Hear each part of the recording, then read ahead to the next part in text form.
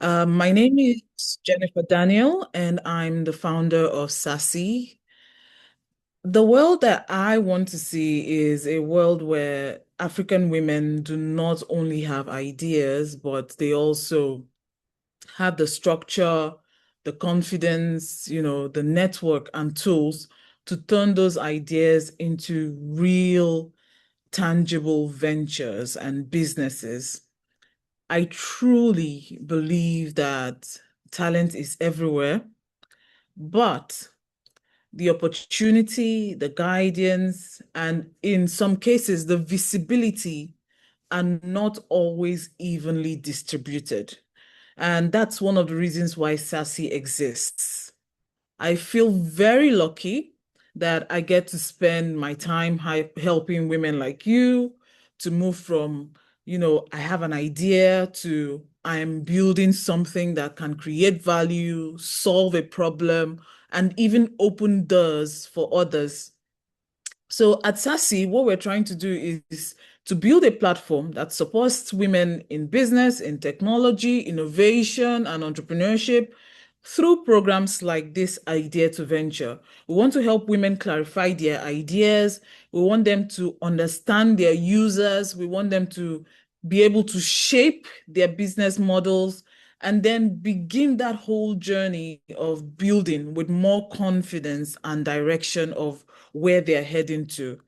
So if you're a woman and you have an idea, you're an early stage founder, you're a researcher, you're a student, you're a professional, or even a dreamer, and you know that you have something valuable to build, but you just need the right support to start, we're here for you because we believe that when the work goes well, if a woman who was once unsure about how her idea will grow or will work, when she begins to speak about it with the kind of clarity that we are going to help instill, I believe that she's going to serve not just herself or her immediate family, but the community. However, she needs to take that first step. She needs to build some courage. She needs to find a community of people like us who are also entrepreneurs with ideas. And most importantly, she needs to start to see herself not just as someone with the potential to be great, but as someone with power. So I'm really excited to be here today with all of you.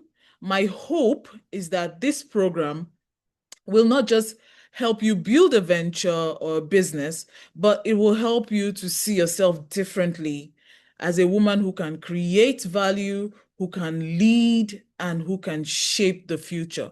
So, welcome to everyone here, the SASI Idea to Venture Cohort 3. Thank you, Precious.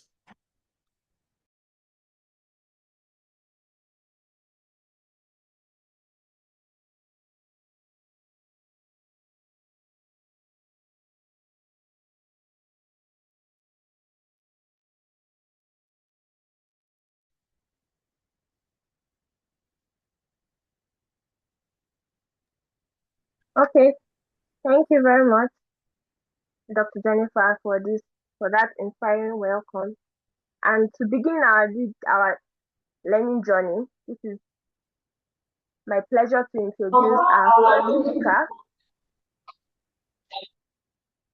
Our first speaker, Dr. Mr. Akinlabi, and he's going to be touching us on the market idea to venture and marketing understanding.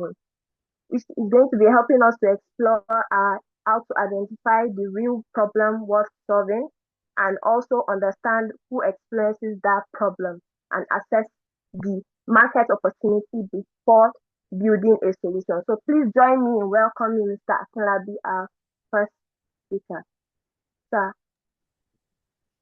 Okay, I before Mr. Akin comes on board, I've just been informed that we do have some male participants. Originally, this program is for women, but we acknowledge you and we thank you for your support for being here. If you're a man, thank you. Thank you. Okay, good morning. Good morning, everyone. Thank you all for having me. For those of you who belong to the gender that I identify with, you can see the burden of discrimination that we've been carrying all of these years, right from the Garden of Eden. You know, we tend the garden, we will do everything, and then when it comes to a platform that would impact, they will tell us that it is only for women. So what is for us? Maybe we are like teachers and our reward is in heaven.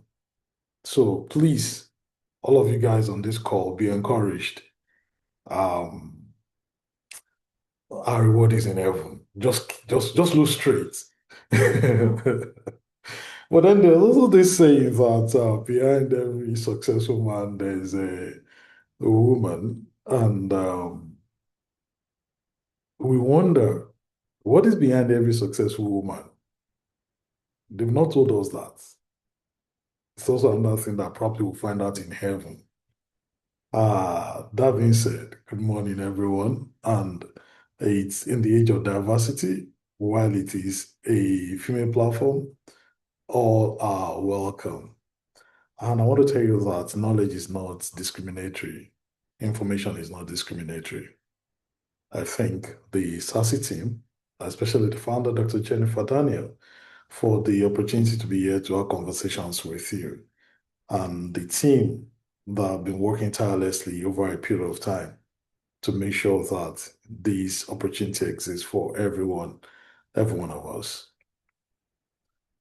At the core of what we want to talk about is my conviction that everybody on the face of the earth is created according to a type.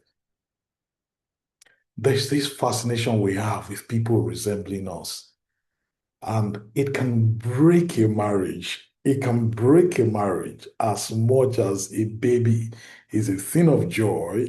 It can break a marriage when a baby arrives and we look at the baby, we don't see the resemblance between a man who is the father, or yeah, most likely that's what actually breaks it. We don't bother if it doesn't look like the mother.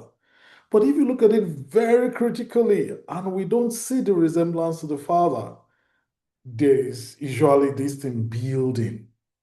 It becomes worse when it's like some of the funny videos and skits that we've seen around when you are a black man and you want to do your christening in church and you are lifting up a white baby. Both of you are black. I saw a clip like that of two black Americans, both parents. And then I think it was the father that was saying that we received this baby as a gift from God, anyways. So those issues are problematic.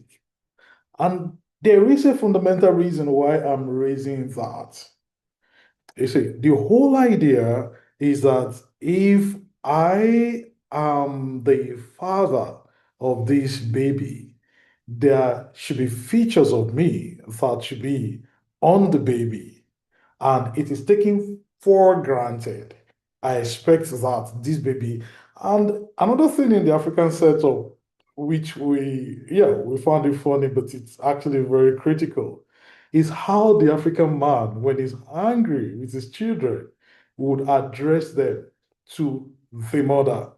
He says, "You're just like your mother." In some I'm Yoruba, so they say "Ìfun ìyá ẹ ló jẹ."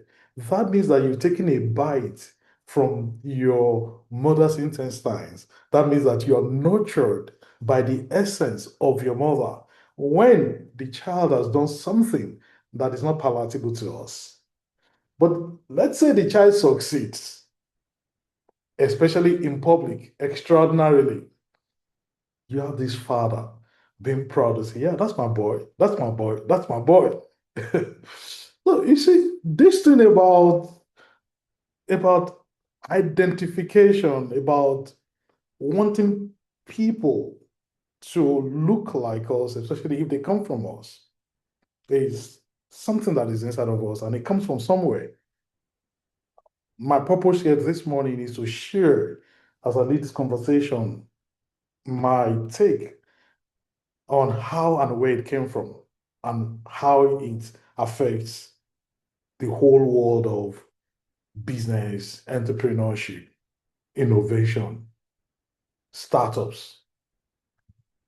The other thing is that if you think critically, there's always this thing about us that wants to control our environment. You want things around you to be the way you want them to be. And that is where we have issues with life. You hear people say, it's not turning out the way I expected it to, or the way I expect it to. It didn't turn out the way I expected it to turn out. It's not turning out the way that I expected it to. It didn't come out right. It didn't come out right. So we have this frustration with existence when it does not align with what we believe it should be like. We want the people, especially people with OCD, people who want the bottles placed exactly where they left the bottle. There's just this thing about wanting everything to conform to what we're used to. And so I'm going to suggest to you, for those who are ready to bear it, that the fundamental reason why you wake up and say you want to be a business person, a businessman, a businesswoman, you want to start something, is because wired into you is the capacity. And I will say this morning, a calling, because it is a notion and a concept I am keen on expanding, that people can be called into something. It's a calling into solution provision, what we call business, because at the core of it, business is about creating solutions, about solving problems. That is at the core of it.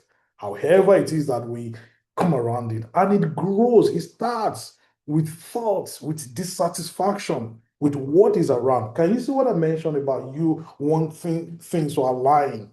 It starts with that dissatisfaction.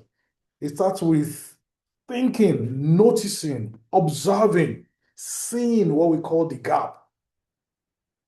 My effort here is to take the whole idea of business, its formation, its starting, away from the conceptual, from the abstract, to situate it in your person.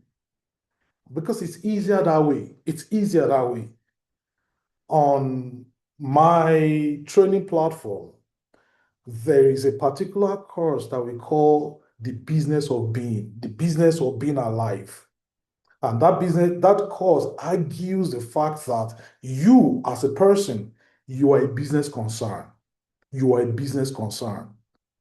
And I can say categorically that when you get frustrated about the fact, I'm not growing, it's an articulation of your nature. You were made to grow, you were made to become more. And the growing and the becoming more is meant to be expressed. It's meant to be expressed. So the expression of it, the expression of the growth, the expression of the becoming more, the expression of the addition is what people now celebrate, what they clap for you for, and the world gives you respect. It makes you to arrive at a place where you become relevant in society and then you become a significant person. I was talking with someone yesterday about the folklore around Chief MKO Abiola, late Chief MKO Abiola, that Abiola would want to give somebody money, people he randomly met, and he wouldn't have his checkbook on him.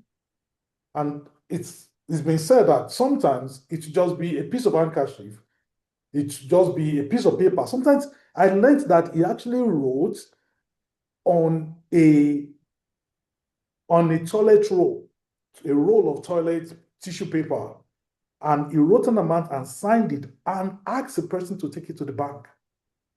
And the individual took it to the bank, and that money was cashed for him, Abiola. You see, when When you grow, when you become more, the becoming more and growing is expressed, is conveyed in particular ways. And your society now notices that, they now reward you by placing you in a pedestal, on a pedestal. They give you the acclaim like somebody who had grown. You call it significance, you call it respect, you call it relevance. To the extent that you are able now to specialize the expression of that growth, it is to that level that they will now reward you. For example, I'm wearing a shirt right now. The brand doesn't sell per se. But there's a guy or a company called Louis Vuitton, right? There's another one called, in the shoe range, there's another one called Puma. Then you have Adidas. These are individuals who express their capacity to become more through these products. And the particular attention that they gave to that expression now made you, the society, to rank them higher than maybe a shoe made by Akinlabi Alabi. The devotion they put into the process of expressing themselves, because there's a wiring in them that is more than what you are seeing.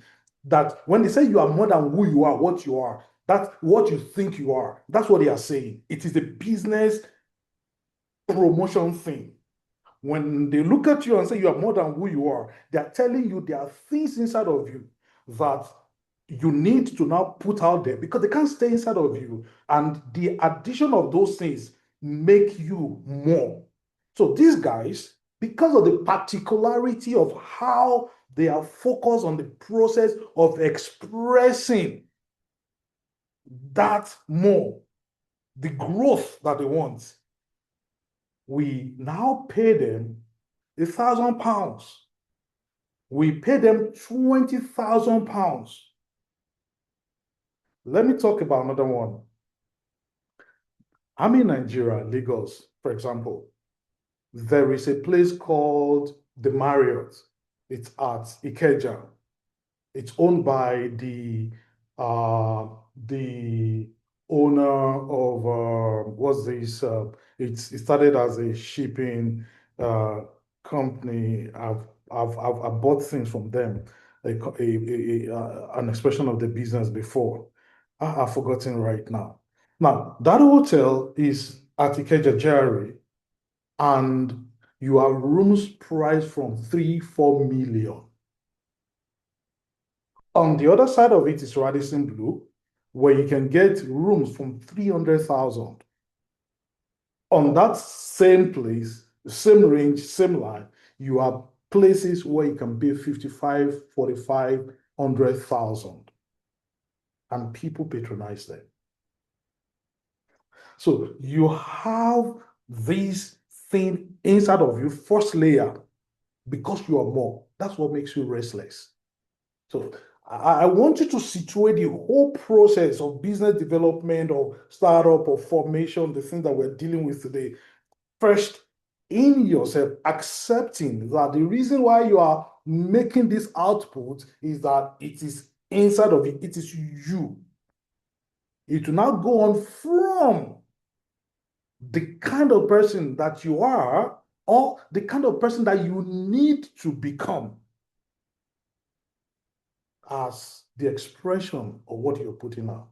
And do you know that the guy who is, there's a program that's going to go up there in a couple of days, and people pay on the same street, in the same GRA, Isaac John Axis, people pay millions for the person who has crafted this expression.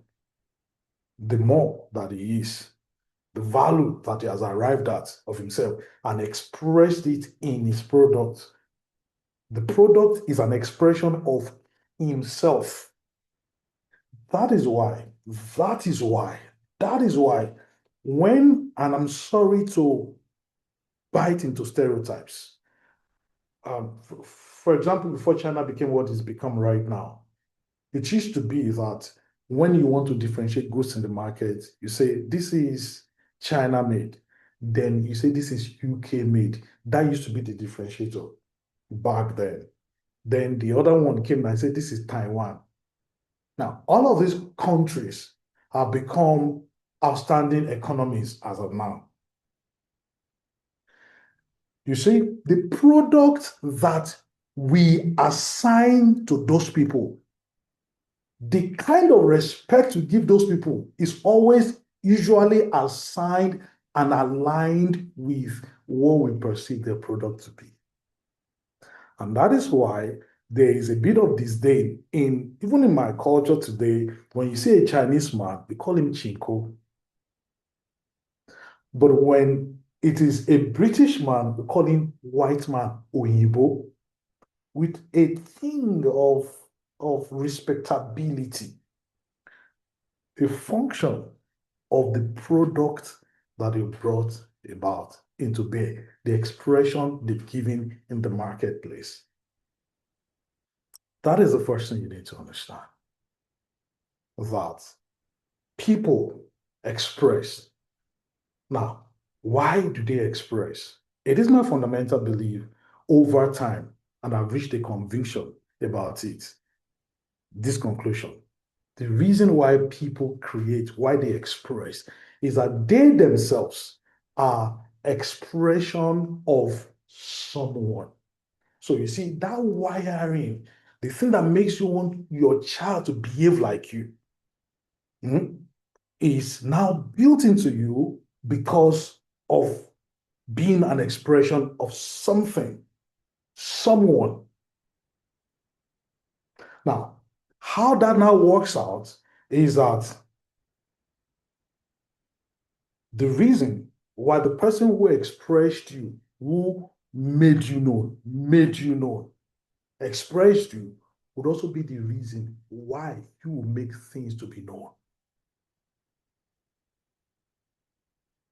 You see, why do we need the philosophical background? It is because it changes everything.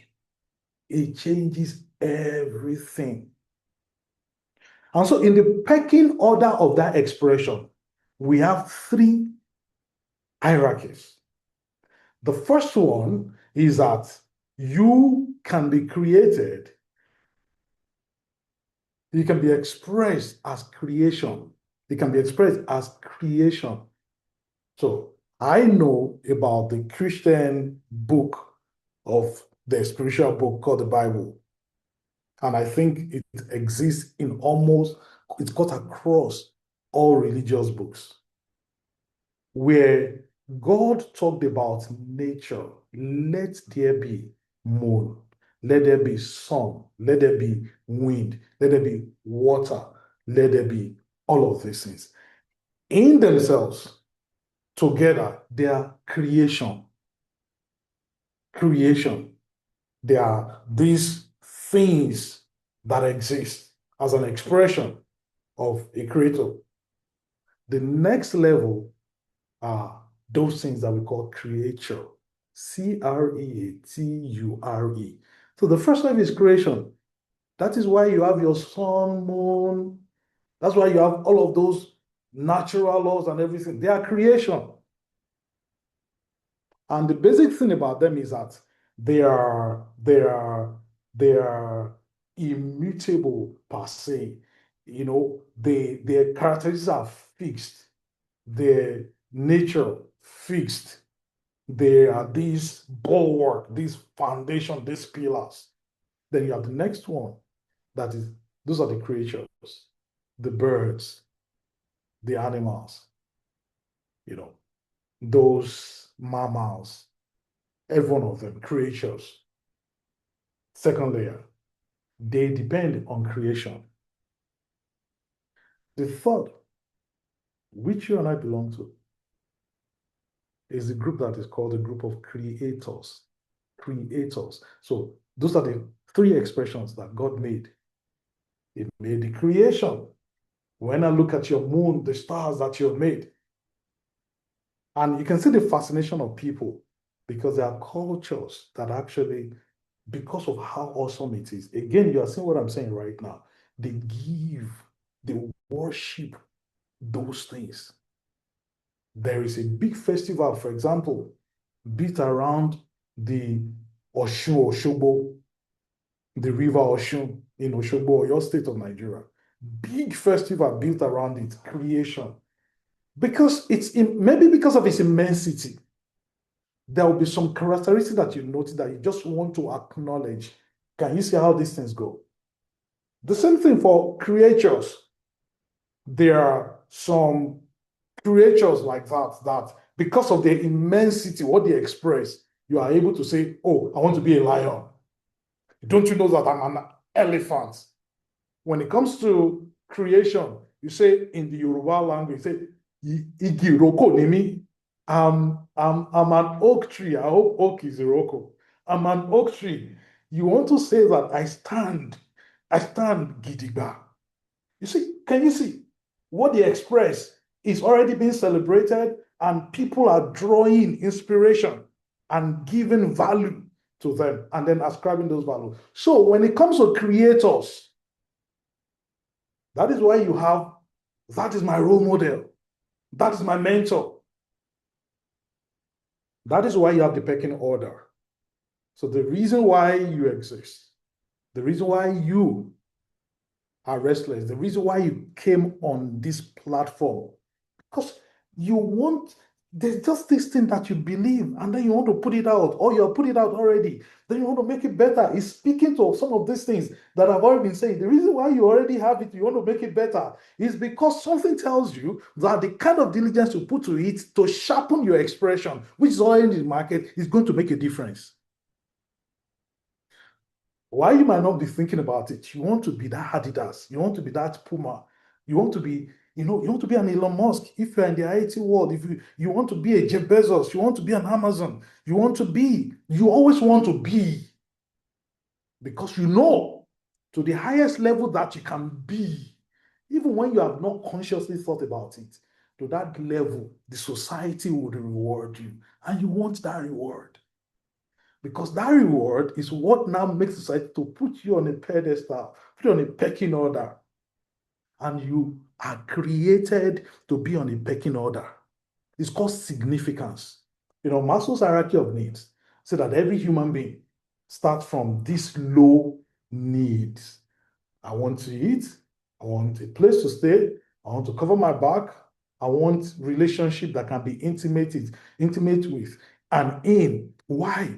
Because that intimacy, primal, they call it the primal primordial needs. That intimacy, that need to eat, want to keep me alive. Why do I want to be alive?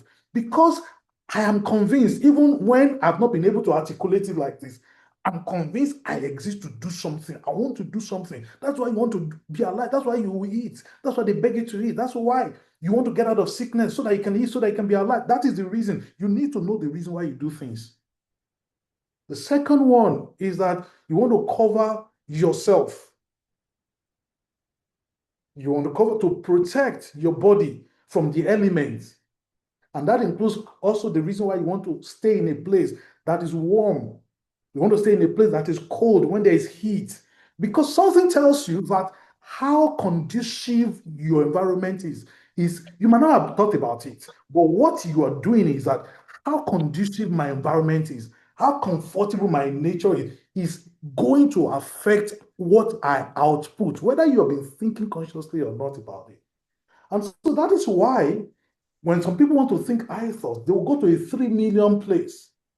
And in any case, do you know that the reason why people will also go to that kind of a place is because they believe that if I want to become more, I need to go to a place where those who have become more exist. So you want to, by chance, meet them so you can talk about things that are beyond what people in 2,000 naira hotel, 5,000 naira hotel will talk about.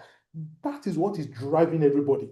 And I hope this is already going into the body of the topic, is already crystallizing issues for you.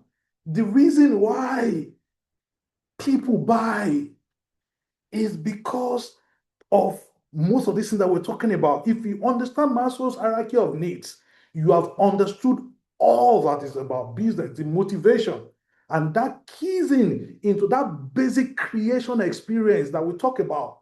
How there's a level of creation, there's a level for creature, and there's a level for creators. People who are able to take creation and mix it with creature to produce something. You know?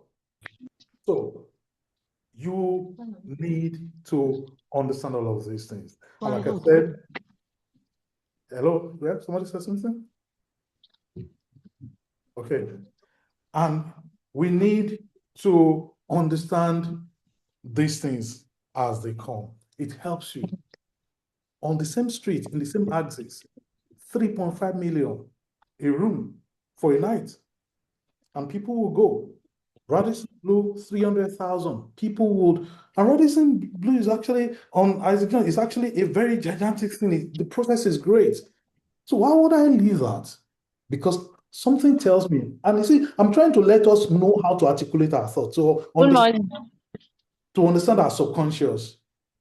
Okay? The reason why you go there is because you believe that when you stay in the lobby, somebody who is worth 10 billion would assume that you are worth 10 billion and have a conversation with you that is at the level of 10 billion, where you want to express, where you want to grow to. So I'll settle that so that you can understand yourself a bit better. So that you can understand the reason why you don't want to take a 200,000 salary anymore. You can understand why people will say, but you have a job, you have a car, you are doing fine. Why would you want to shut all of that down and take the risk of that income not coming in every time? It's because while you have not been able to articulate it, something has been shouting, making you restless. You are more than this. You are more than this. You are more than this. And see that you're more than this now says, if I'm more than this, then I need to prove it. Then you want to express it. You want to bring out some of the things that you have. And then the way you bring it out, you want society to acknowledge that you're more than this. So the diligence you put to it, you now convince the society, this is me, this is my quality. And then they pay. So there are some laptops that are $500. There are some laptops that are 10,000 pounds. They do the same computing work, but the people who made them have expressed themselves and conveyed that expression to you that this is who I am.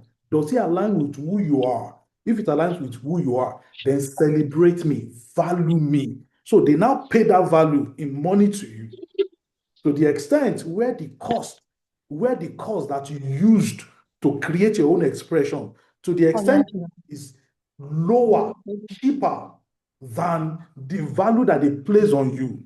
To that extent, you're able to minus the cost, the difference, which you now call the profit.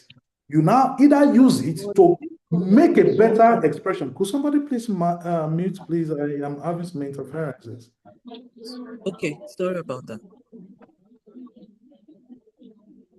Okay, so to that level, you are now able to save the difference. You now use that difference to prove that I'm right. I'm more than this. And because I'm more than this, I have proven that I have satisfied what to eat, what to drink, and everything like that. Now, what do I do next? I want this thing to grow. Why do I need to grow? Because it has to be like me. Me, I'm growing. So you see, you take that money, you go and invest it. There's nobody who has ever invested that wants the money to reduce. Why on the subconscious do you want even the thing that you touch to increase? Because you are wired to become more. That's why you invest. So when that accumulates, then you become what they call rich, wealthy. And business is the fastest way because its value return is geometrical. Sometimes it's quantum. as against the linear progression of anything you do that is not based on you expressing yourself. Let me tell you something. There are people who are in 8 to 5 jobs, but they do not get paid the same salary that people on their grades get paid as a function of how they have expressed this thing I'm talking about here. So it's not really the entrepreneurial person. It's not foundationally a person who is doing business, because you can be doing business and not be entrepreneurial.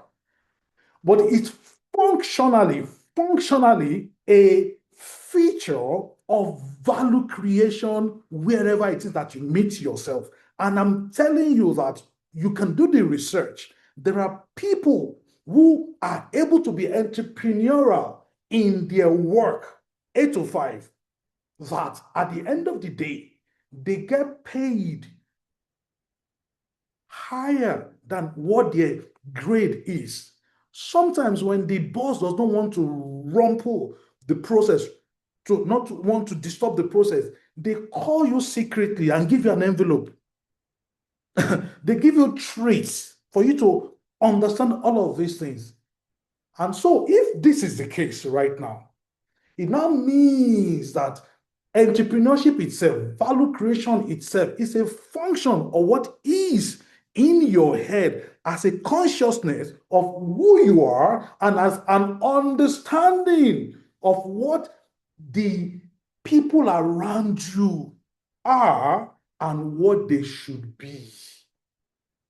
So it now comes from those values that you have within yourself about yourself and those values that you now have about your society. Let me try to state that. Let me try to state that. If you believe that you are not a person that integrity matters to, if you believe that you can live a life that is a life that is you are this, but you can express this. This is what happens. Since that is who you believe you are, whether you know it or not, you now go to China. You see, because that belief that you have is the glass that you use to see every other person around you. You now say they do not have worth. They are not smart. They don't know the difference. And this is fundamentally the root cause of bad products. This argument, they don't know the difference. They don't know anyway. And most of us, we talk about it. We say that, we talk about it. You now go to a place like China, there is this product with a particular level of processing requirements. Now, because where you're coming from, that you do not know that the thing driving you is actually value trying to express itself in a product. When you don't know, you now go there, you now tell them to make that celebrated product, but to make it according to your picture of who you are. And that's what they call fake products. You do not meet the requirements because you do not hold any value, because you do not hold any standard. You now go out there, convince the processing system to produce, because the picture of the people is a picture that reflects your value system, who you are. You now sell it to them. Now, again, to where we started from, when you discover you've been sold a bad product, who wants to describe? Let me open the floor. When you discover you've been sold a bad product, what are the things that run through you? Can you describe your emotion? Can you describe your state of mind? I want some people to join me in this to see whether some of these things actually align with the reality. Because where I'm going from before we now delve into the practicality, the technicality of our conversation topic is I'm trying to see how you can understand the weaving of the loom itself so that it can better situate you. as to, oh, this is how it's done. I want people to contribute. Has anybody been sold a bad product before? Has anybody been sold a non-functioning, a contract not adhered to, a product that was fake? Is anybody want to share their experiences? Let me take. Is anybody? I like a couple of people to give me feedback, Yes, sir. please. Okay, yeah, let's go. Yes, sir. I would say a bad product, but what I experienced was I bought something that was expensive, but by the time I got home, it had expired. Wow. And the timing was so far away that it's consumable. So I could not go back there since I've opened it. And it was just so pathetic. I was so disturbed and very disappointed. Okay, good, good, good. Are you saying it right now? Pathetic, disturbing, frustrating. Those are emotional things. Okay, and if I were to ask us to check the meaning of pathetic, you will understand what it means. Do you know there's a feeling of helplessness?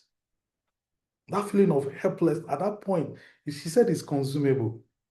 I'm helpless. Are you seeing what we're talking about right now? You see, the reason why she went for that product is because she wanted to feel powerful. And I want every one of us to get this. The reason why she wanted for that, the reason why you went to get food, to buy food, you want to stay alive. I've told you the reason why you want to stay alive, whether you were thinking about it or not. It's that reason. You want to feel powerful, and then you get it sold to you. It makes you feel powerless. Now, I will come to the conclusion I want us to draw. Is there another person who wants to share with us their experience? Is there another person, please? And when you're sharing, please introduce yourself so that I'll get to know you. Okay, the first person who shared, please come back and introduce yourself. Let's know your name, let's know where you are and what you do. Let's do that. Okay, Taiwo Adeleke, and I'm a missionary. My husband here in Jos, but I run a business, a supply business, veggies. Yes. Oh, great, Yeah. great, thank you. So another person, let's have another person. Introduce yourself, what you do, and then tell us. Good morning. Good morning. Yeah, good morning, we can hear you. Hello. Can you? Yeah, good morning, we can hear you. Yes, please. Okay. So my name is Amina and I am an AI engineer. So for me, it wasn't a product. I would say it's a contract. I got a job, and what the contract said was I'll be building AI solutions. But when I got on the team, they ended up making me their secretary. So that was a really bad experience for me because we all know the tech world is fast paced, right? So I cannot be spending months being a secretary. What will I put on my on my resume, right? So that's bad for my portfolio, and I felt really disappointed. Okay, thank you. This is getting exciting for me. Sorry, I'm laughing. Okay. Have you noticed the choice of word? I didn't coach anybody. I didn't coach anybody. Disappointing. Are you now saying that when you say something disappointing, that means that there's a standard, but you didn't know that you had a standard. You didn't know that you were setting a standard. Who sets a standard? It's only a person of value who set a standard. It's only a person of value who set a standard. The second one is the fact that I can't put this on my resume. I want somebody to answer us. Why couldn't she put it on her resume? I want somebody to answer us, please. The answer is in what she said. Is there anybody who can please attend? Why couldn't she put it on her resume?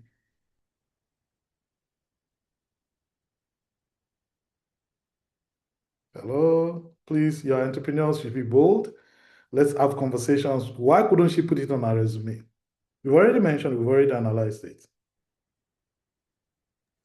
Can I answer again? Yeah, you can answer again. Okay, yes. Yes, I think why she would not be able to add it to her resume because it does not align with what she is. She stands for what she's doing, the career she's trying to build. So that is actually apart from what she was supposed to be known for. Great. You see now, it doesn't lie. It doesn't. She mentioned one word again, the career she's trying to build. Are you seeing this thing? Whether we acknowledge it or not. And the basis of every frustration in every society is something that deprives you of the process of growth. Why? Because you are fundamentally wired to grow, whether you acknowledge it or not. And it is anything blocking growth in any way and in any form that creates frustration. What you are looking for in the society is frustration. You are looking for frustration. That is what we call business opportunity. And the reason why there's frustration is you need to understand that, agree that fundamentally human beings are created for an environment that aligns with them. So when there's a divergence, you are zooming in. I can bring a convergence. That is what we call business opportunity. The space within which you are collecting this data is what you call your markets. Are you seeing how everything is woven into life? So I do not want you not to get this fundamental right. Okay. Let me answer the other part of the question I asked. I have studied to have a specialization. I have studied to grow the skill, technical skill. There's nothing bad in being a secretary. It is just that the growth I have had is not going to be commensurate with being identified as this. So when people look at my CV on LinkedIn, they see that this qualification, this specific technical ability is an upfront trajectory. They see that it predicts upward mobility. They know that to be a secretary needs a lower level of technical skills because of the problem it solves. Again, are you seeing what I'm saying right now? It is hinged on the problem it solves. And so they see what we call a dissonance. I don't know whether we've heard about cognitive dissonance. Cognitive is about learning, knowing. When there's a dissonance between what you know and what you do, when there's a cognitive dissonance, when there's that separation, that's what she's afraid of engendering on her CV. So whether we realize this or not, we are wired for growth. And the expression of our growth, once you have the consciousness that what I'm doing right now is not validly communicating how big I am, how more I am, then you put it into products, and then that product gets valued based on the criteria you put out there. And that value is what is paid back to you. The last part of this is this. I want someone, Uzor. I saw, is it Uche? Yeah. Uche, Chimeze, Uche. I want you to participate in this. These two people that we have had contribute right now, when they think about the human being who sold them this product or who meted out this experience to them, when they think about the individual, do they think in positive terms or do they think in negative terms about this?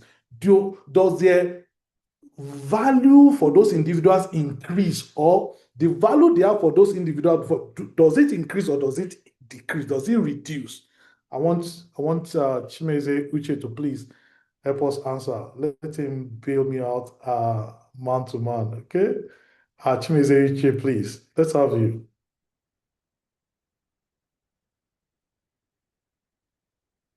Is he here?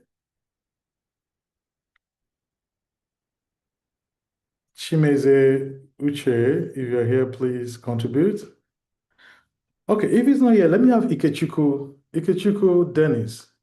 Please, let's talk. I'm here. Okay, I'm here. So it's our platform. Let's talk. Hello, good morning, sir. Good morning. Sorry, I quickly left on. Okay. It's all right. Thank you for letting us know. Okay, now who can help us to answer that question? Anybody? The value they have for those people, that business, does it increase? Okay, somebody said, okay, it will reduce. Okay, Charity, Fubara, okay, it's telling us it will reduce. So you're seeing how life works intricately together. And it's woven around everything. Sometimes you enter a relationship with this high value, then you engage with the people, then the whole thing scatters. The Bible says something. It says, a fool, before he opens his mouth, is regarded as a person of knowledge. Then immediately he opens his mouth, says that people despise him. Why? Because when I look at you, I have this perception. Again, the other person didn't say have this perception of me, but because innately, whether you agree or not, you are always looking for growth. You want to affirm growth.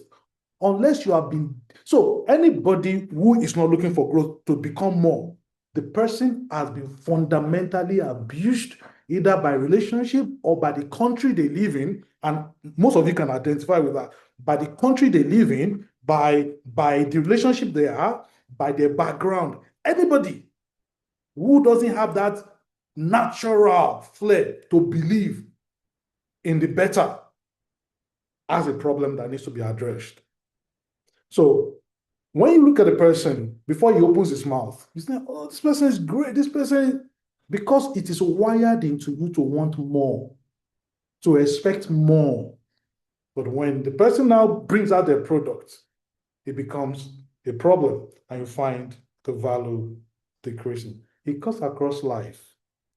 Because I got products, sometimes because of the name of a restaurant, you enter that restaurant, you get served. It might even be that the food is great.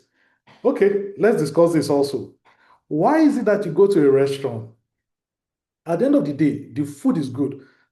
Dennis, you are here now. Okay, so you're going to help me. And I'm going to come back to Ikechukwu because Yes, I'm here. right? And then I'll ask a couple of people also. Now, you enter a restaurant, a great name restaurant. The food that they served you is to the name. Delicious and everything. But that is the money, that's one you bought with your money. However, the girl who served you, you just placed the food on the table and then was chewing gum, and then you were asking for something, and then she was like looking around, not paying you attention, and you ask for cold water, they bring room temperature water, but the food delicious. Everybody, the food delicious. You've never tasted any food like that. Why is it that you live with this feeling that something is wrong? Why do you live with this feeling that something is wrong? Ikechukwu Dennis, could you please help us? Why the food was great, but then this was the experience with the person who served. Why? Why do you think so? Okay, so my feeling, though I won't feel good anyway. I won't feel good anyway, and then I feel the customer service is poor, but they have a very good service, right? And if I am to go back there, it might be because I might not want to have interaction with, I might just want to go in, and go out. And if I won't go there again, it will be because of the customer service. Okay. So this is my opinion on that.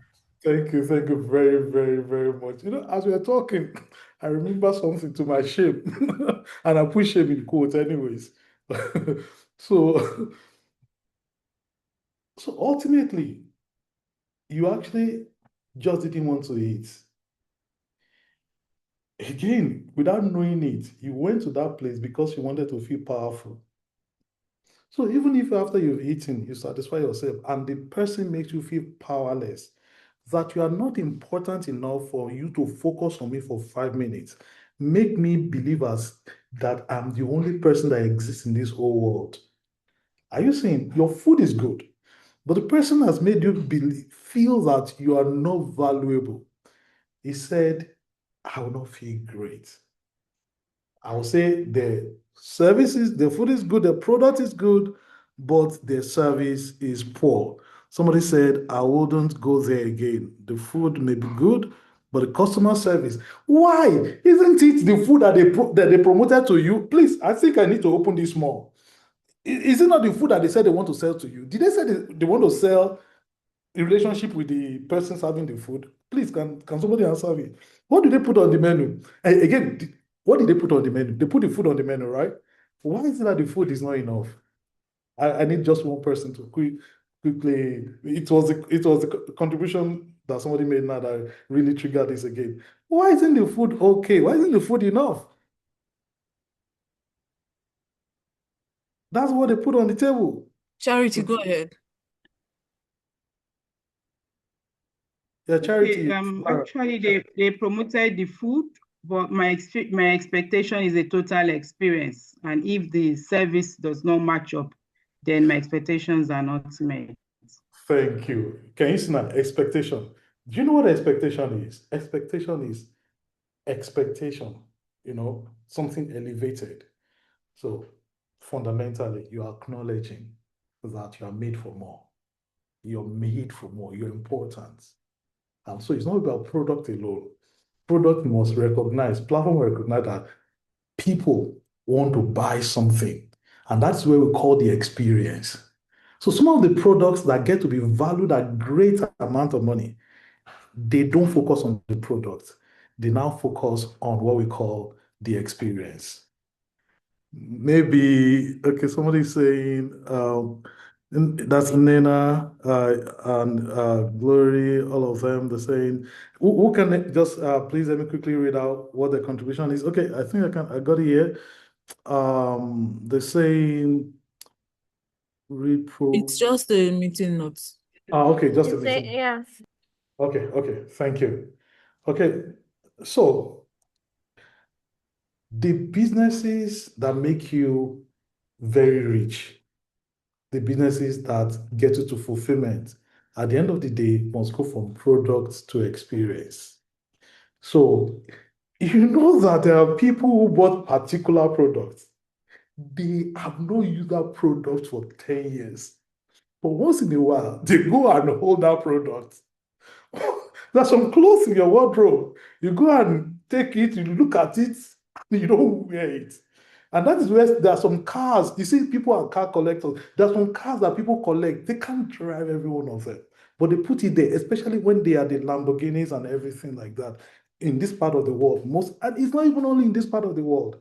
When your product goes from product utility to experience, I said, go and study Maslow's hierarchy of needs. It shoots you to the level where everybody meeting the need for which everybody on the face of the earth exists for. Significance.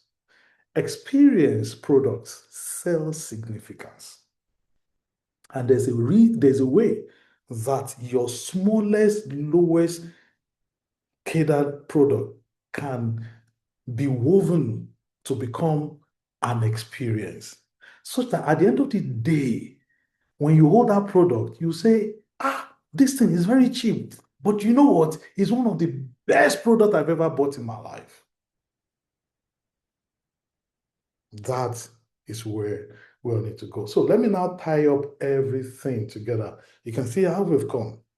So now let me tie up everything together, and then I will have us have some conversations. I will now take 1-2 slides that speak technically into what we're talking about. Because like I said, I have taken you from the business of being, from the business. You see, there are some people when they, okay, I'll share with you that my shame one.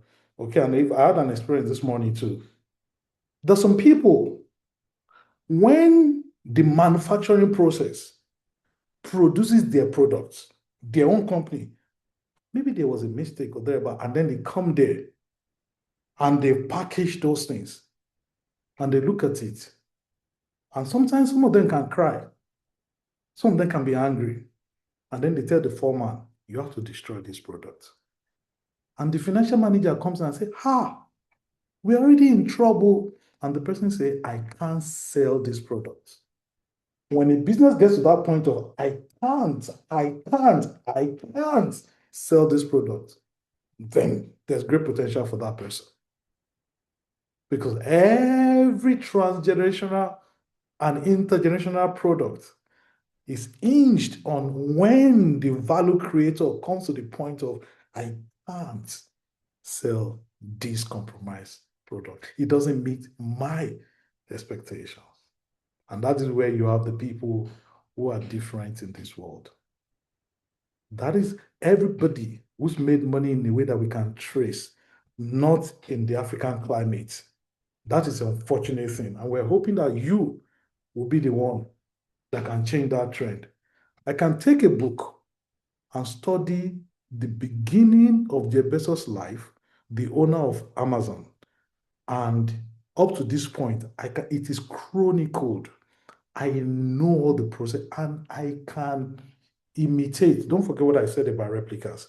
Imitate all the process. And as seed time and harvest time stands, as the sun will shine tomorrow, no matter the environment, if I sell myself to those processes, I will become as rich as that time. There's no rocket science. Listen, there are no mysteries about these things. Okay. Let me share two personal experiences, and then I would take us to a big building understanding of business creators. And then when we now look at the technical things, we'll now be able to understand. I want you to be able to understand from those perspectives. Okay. So I had never entered a mega chicken restaurant before in my entire life. I used to see them, but again, this thing about, everybody goes there, it's too big and everything like that, didn't make me go there. But you see, people who have gone there, that it did something to them. They told me what it did to them. And because as a human being, that is all that we are all about. That's all we are all about. I want the experience that they had because I'm human at the core level. So I went there. When I got there, there was this crowd, but we managed to find a space. First, it took them ages to acknowledge us and serve us. The whole process wasn't as tidy as should be. But don't forget, people have told me the experience that they had. And so I was ready to pay a price for the experience that they had. That they didn't talk about customer service. So maybe that was the gap. But they told me it was great, it was sweet, it was delicious. In any case, I stayed the course. And then we got served at the end of the day. But by the time we were going to be served, I'd left the queue to go and sit down. I left the females there. So when they came to the table, I'd requested for momo. I hope many of you know momo. Momo is made from beans. You grind beans, you add condiments, you put it in a container or leaves. Okay, that's how I grew up. And then you put it on the stove, it steams and then congeal together. Then you can now cut into it and eat. So you can either put it in leaves or you put it in plastic. Now, because of the experience I wanted to have, I asked for the momo that is in leaves, wrapped in leaves. By the time they came back, they brought the one in plastic. And I couldn't take it. The momo was 900 naira. The whole food cost over 24,000 naira. But the momo was 900 naira. The whole food cost. I left the pack of food of over 20,000. I went 900 naira, momo in plastic. I went there and said, who is the manager? I can't take this. I want more in leaves. More in leaves. That's what I told you I wanted. I'm not. They said, but you have taken it away from the count. I said, no, I want more in leaves. Please, I did not leave that place until they got me more in leaves. They told me they were making it. I waited until I got more in leaves. Well, Okay. And then the shameful aspect of it is when I ate their food, especially the asun, so I took the asun rice, I enjoyed it so much. Can you see right now? I enjoyed it so much, but the customer service was poor. So I vowed that I will never, ever in my life go back to that place again. I think a day or two after, I was in that vicinity, and I think we couldn't cross to the other side or something. I can't remember now, but it was convenient. But apart from the convenience, it's the fact that the taste of that asun with the rice, I ate my pride. I went back there. And I told myself, now, see, they are better than yesterday. They are better than the last time. That was me rationalizing. Okay. So just to show you that this thing cuts across a whole lot of things. This morning, I'd negotiated for a tiler to be involved in part of a construction thing that I'm doing. And after a session I had this morning, I quickly went to check. And I found that the tiler had made a bathroom to drain to the toilet side instead of the shower side. And he felt it was okay. And I couldn't just imagine, how could you feel this was okay? And when he started arguing that it was too much work for him, I told the foreman, I said, I would rather you pay this man and don't even pay him for only the job he has done. Pay him the full amount of money. Let him leave my site. And then get somebody who will do just this toilet out of a big, setup, just a toilet, to show you that this wiring of I want something, I want it to conform, is a need that is out there. That if you meet that need, if you meet that people have that experience of, oh, they will pay you any amount of money. Those are the experiences I've had. The products, and then your experience that you create, because there's a wiring. When you now don't meet that wiring in them, they will not respect your brand, they will not respect your product, etc. So the last bit I want to weave into the fact that you are made for more and the level of creation, creature, and creator. The whole essence that you are created to express yourself, your value. It can't stay inside of you. That's why you're a business person. Some people, to do business, they sell everything they have. And I am a Christian, and I can please be, I crave to be allowed to borrow from some of the illustrations there. So the Bible says that Jesus Christ told a parable to the disciple that the kingdom of God is like a man who was searching, and then he found pearl, very precious material. He found it in a field. Just that pearl that he found in a field. The Bible says that Jesus told the disciple that the man went back. He sold everything that he had. Sold everything that he had. And then he went and bought that field. Can you see? He didn't buy the pearl. He bought the field. Why did he buy the field? He had to control the process of that value creation. If he didn't buy the field, other people would come to that same place. If he only bought the pearl, other people will come and then pay either for the whole field. They will lock him out of business. You are seeing strategies showing. But what I'm saying is that there are some of you who have had to sell everything, who have had to quit jobs. It's because something tells you there's value that is different from this. And the proof of that value is that you are ready to pay any price to do it. Now, let me show you the thoughts of someone they call Adam Smith. Adam Smith is the father of capitalism, the way that we know it. He's an economist. He was an economist. And there was a metaphor that he introduced for us. He said, everybody who enters into business because he feels that he wants to satisfy something about himself. You can now see what I've been telling you.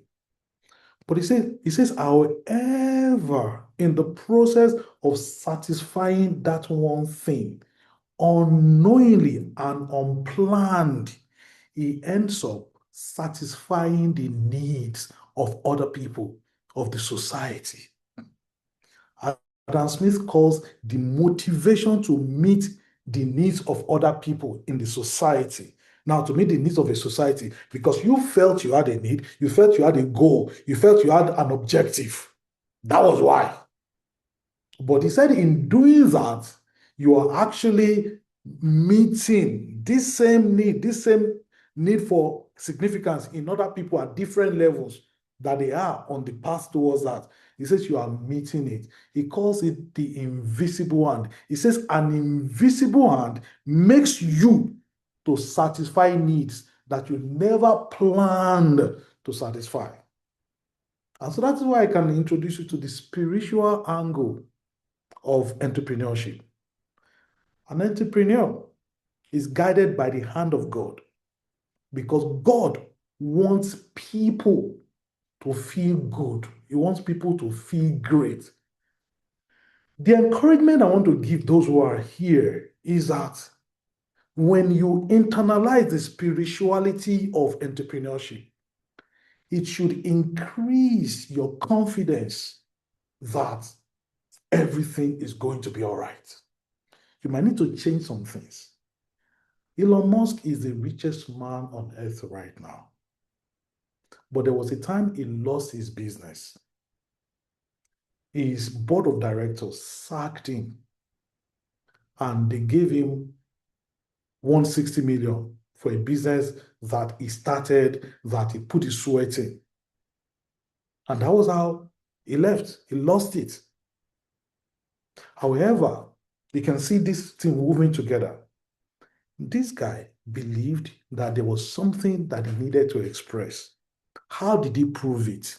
He took 60 million. He put it in a business called, I think that was SpaceX, that he put the 60 million. Then he put the 100 million. I think he put it in Tesla. He had nothing left. That is the crazy part of entrepreneurship. Because there's something bigger than themselves saying, this thing is possible. So other people are now telling you, be careful, be careful. We'll come to that later on. Be careful, be careful, be careful. And that is why an entrepreneur needs to make sure that he or she does a surgical work on those who are around them, open their eyes so that they can see what you're seeing. That is your safety gap. And that's what so when you are pitching people, you see, all of this thing, can you see how they make sense right now? That's what they call pitching. You are explaining to people what you see so that they can see it. When they see it, they'll be able to pay the same price you are paying. It's not only investors you should pitch. You must pitch every member of your team. You must pitch every one of them because they must see what you're seeing. If they don't see, they would cause cognitive dissonance and it'll be a problem. And that man, selling everything he had, is the richest man on earth today. Jeff Bezos is, I think, the second richest person. He wrote a letter that all of you giving me money, please, this business is not like every other business. For the next, was it 5 or 10 years? I think he said for the next 10, I hope he didn't say 20 years. He told them for the next 10, at least 10 years, don't expect me to give you any money. In actual fact, this business will be losing money for those period of time. But it would make you rich. And those who stayed there, they are in the league of the richest people on earth today. So the invisible hand that is guiding the spiritual angle of business, of entrepreneurship, is the reason why when a business person makes money, like they say, he makes more than a salary that he used to get before. It's what makes it such that down the lane, the entrepreneur, the business person does not make money in linear measure anymore. He starts making money in geometrical and quantum leaps. And that is when they become rich. And the reason why they become rich is because it must align with the seed for significance that a business is. Your business is a seed for significance. How you nurture it is what we are talking about here today.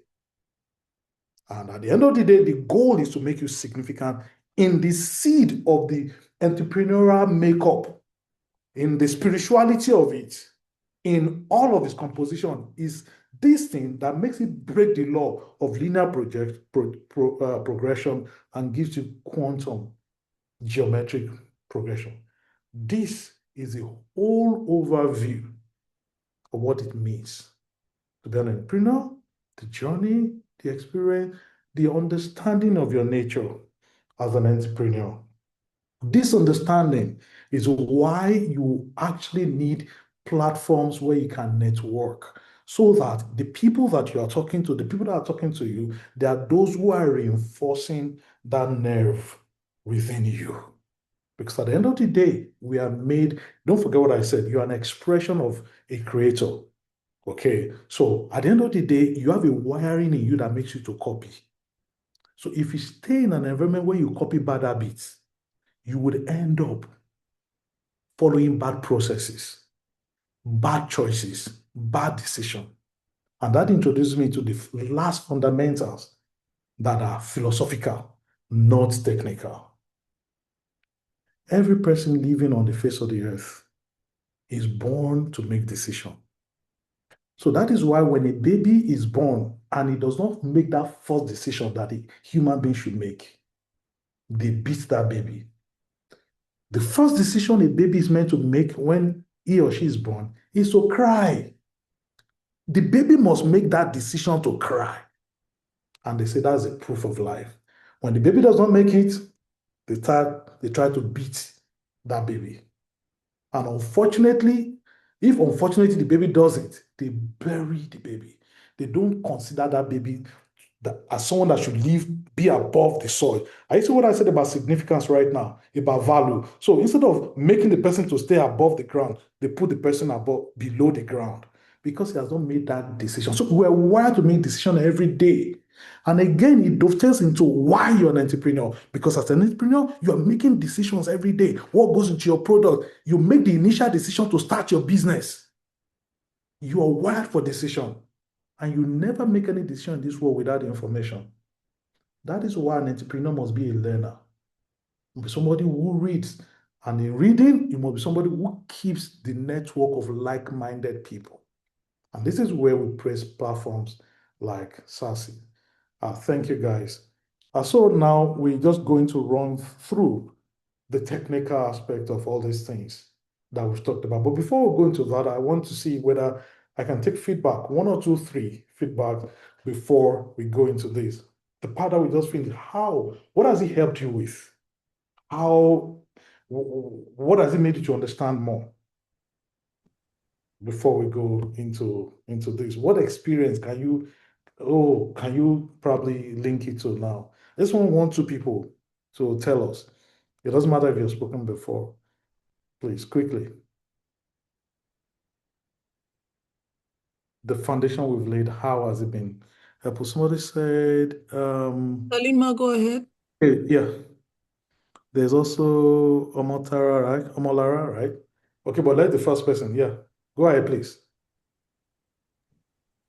Now, this conversation has got me to learn about this entrepreneurial decision making, because as a student that joined entrepreneur and my school together, I find it hard to make some decisions because, well, I would think, would this work? Do I stand a chance to actually do this?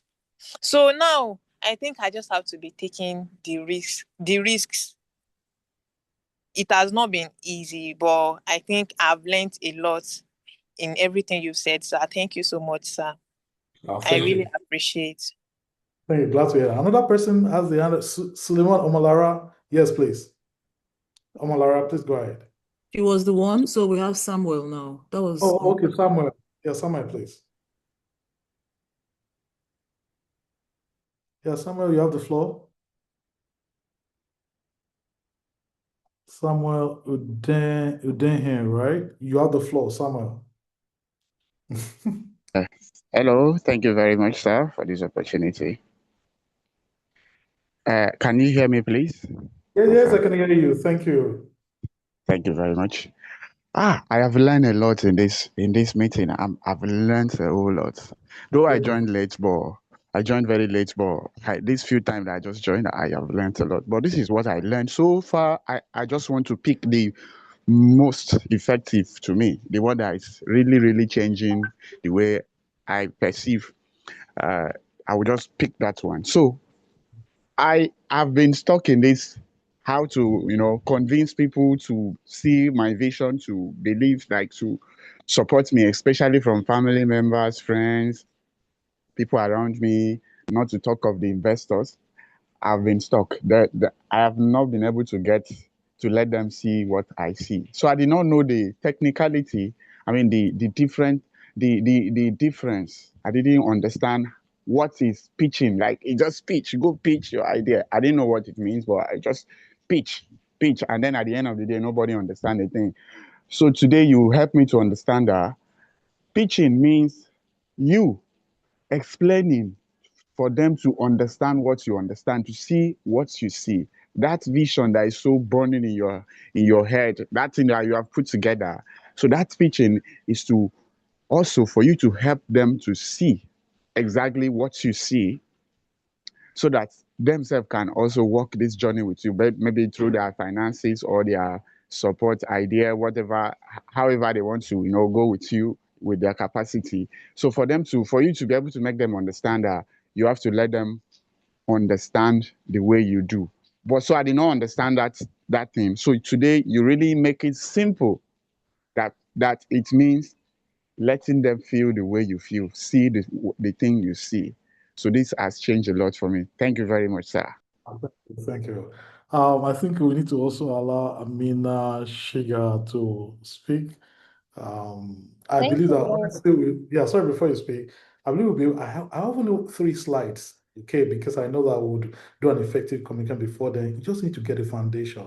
And I'm glad that from the feedback we're getting, people got it foundation. So, yes, we'll still be able to run through the slides and then you can see the application. Yes, Amina, please.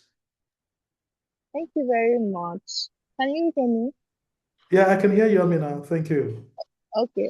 So for me, I learned a lot, but what I want to point out is how this session has helped me to view decision making in a whole different way, right? And now understand that every day, whether I agree or not, is it it's decision based. If I wake up today and I decide that I'm not going to, and I don't do anything, I may not realize that I did. It's a decision, but it's a decision. Not doing anything is also a decision to not achieve your goals. Doing something is a decision to achieve your goals. So whether you acknowledge it or not, just know that at every point you are making a decision. So make sure it is a decision, a conscious one that is going to help you get where you want to be. Exactly. I could not have said it better. Thank you for that. I could not have said it better. Okay. And the baseline is that everybody should agree that they are meant for greatness, significance. So every decision you make should now be the one that incrementally beats you towards that. That is what it's all about. Thank you so much. So let's go through the slides, and then at the end of the slide, I would ask you to also give me some of this feedback, and I will give you one. Okay, and again, our crave indulgence is from the spiritual book, the Bible, but I'll give you one that all the 3 slides that I'm going to talk about, all the things we've been talking about, I'll give you one sentence, one verse that shows everything. And the reason I want to show that is because I said that business is spiritual. For you to understand that truly, truly entrepreneurship is a spiritual thing. Okay. So please let me share this slide. Sorry, someone else wants to speak. Oh, someone else wants to speak. Okay, it's all right. Let's allow. Let's agree. Stella Okay. Unlo. Okay. You can Yeah. talk now. Estella, you have the floor. Please go ahead. I'd like to hear you. Good afternoon, sir. Wasn't there? All right. Can you hear me, please? Yes, we can. Yes, we can. Thank you. All right. I just want to share the ideas of some of the things I picked during the lesson. One of it, you made mention, you said the highest level you can be is how the society can reward you. That made me to understand that the reason why some people earn low is because of their mindset, is because of what they can produce, and it can be a myopic or mediocrity. Some people want to be in an average range, while some people want to scale high. So, if we want the society to really reward us, then we need to be at the highest peak of everything we do. We need to be the best. And something again you made mention of is when you want to get more, where more, go to where people of more exist. Yeah. Means there are kind of people you mingle with, yes. And you just identify your vision, what you want to accomplish, what God has for you, and then try to locate people with the same mindset and mindset, people that have the same idea, the same vision with you. And then lastly, you spoke about risks, also talking about Elon Musk and how people can discourage you for what from what you want to do. So, and in all, we should keep pushing. Yes, sir. Thank you, sir. Thank you. I'm so excited that all of you paid, due attention and were able to hear each other very well. Now, all of the things that we read right now or unheard, let us see them on the slides that we're going to show. And then, like I said, at the end of the day, we want to see whether those three slides and everything we've said, is there one line, one sentence that exists already that is a fantastic product that still resonates after so long a time. So please, could you please help share the slide?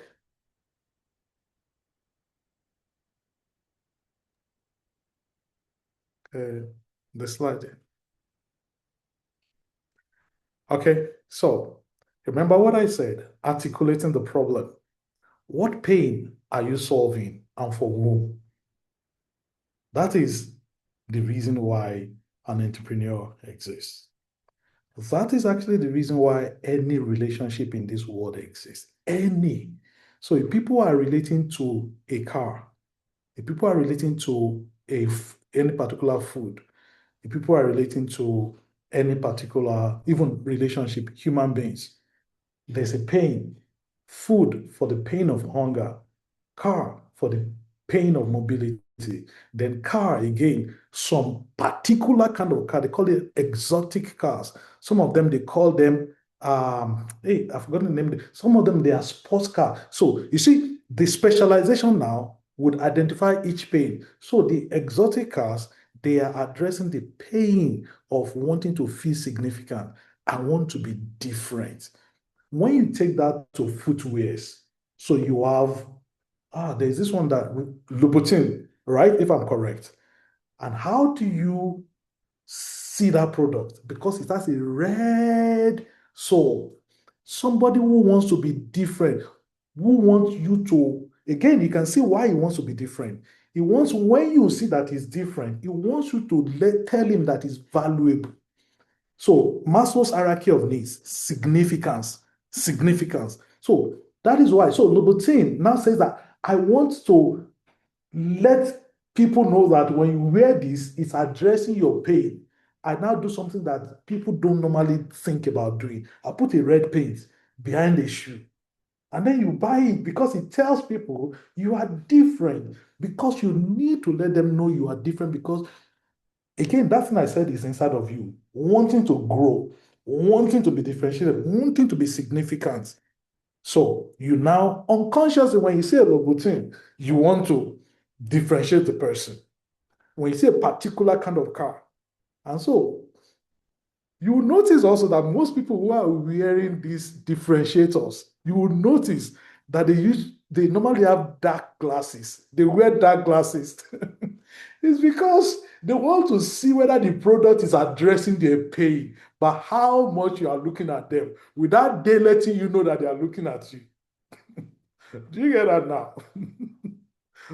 It's most of the time they're wearing dark glasses because they want to cover their shade. They don't want to see them roving, seeing whether you are truly, yeah, you're laughing. That's it. Most of them, most people, they wear those dark glasses. They are viewing you to know whether my pain is being addressed like that. So you're seeing what pain are you addressing? Okay, the slide has gone, please. Could you please return the slides?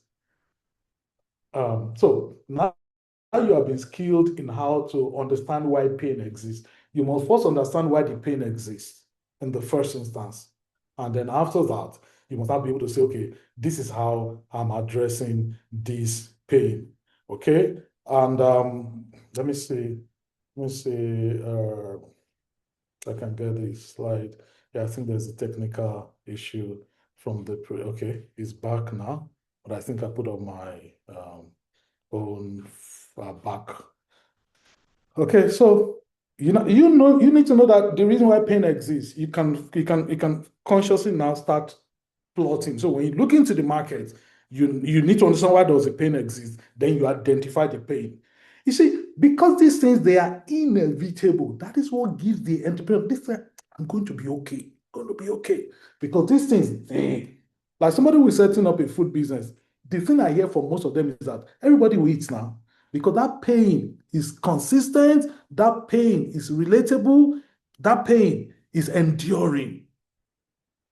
And so from meeting that pain, you go to the exotic nature of the pain, the experience that needs to go with meeting that pain is also another level of pain. The more of the categorization of the pain that you are able to identify, knowing the nature, because everybody sells to people. Even when you sell dog food, cat food, you are selling the dog food and cat food because of the way it makes the owner of the dog and the cat feel about their animals, their pets.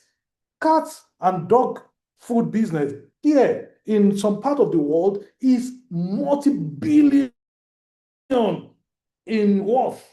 Again, fundamentally, it's about the pain that the owner feels.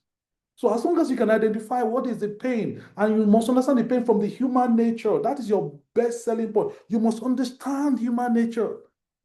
You must understand the inevitability, and that's why Maslow's hierarchy of needs must be your best friend. Best friend, you must understand it. Then you're able to articulate what are the pain, that are there. So you must identify the pain. And when we were taking feedback the other time, you heard words like frustration. You heard words like inefficiency. You heard words like unmet need. Unmet need. So you see there right now that if you were now to position yourself to meet this, you are on a great scale. So you must be able to identify it. Okay. The next thing is that you make it concrete. You make it concrete. You put numbers to it. You put numbers to it, say, like the example that's put here now, people waste 2 hours, people waste 2 hours a week on X. Instead of you saying, oh, it's a big problem. It's a big problem.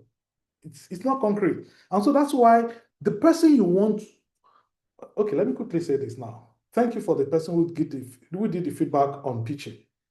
And like I said, you pitch everybody, your customers, your investors, and then your staff, everybody around you after you have pitched yourself. Okay, so the person who wants to help you to solve your problem, the staff, for example, how many staff are so frustrated because they are not understanding but you give them salary, but they are still frustrated because they really don't know what you want them to do or what your business is all about. And they thought they knew, and then the thing keeps changing. So they get frustrated. And people leave jobs like that most times. Because when you say, oh, it's a big problem, you have given them a problem to identify what does a big problem mean.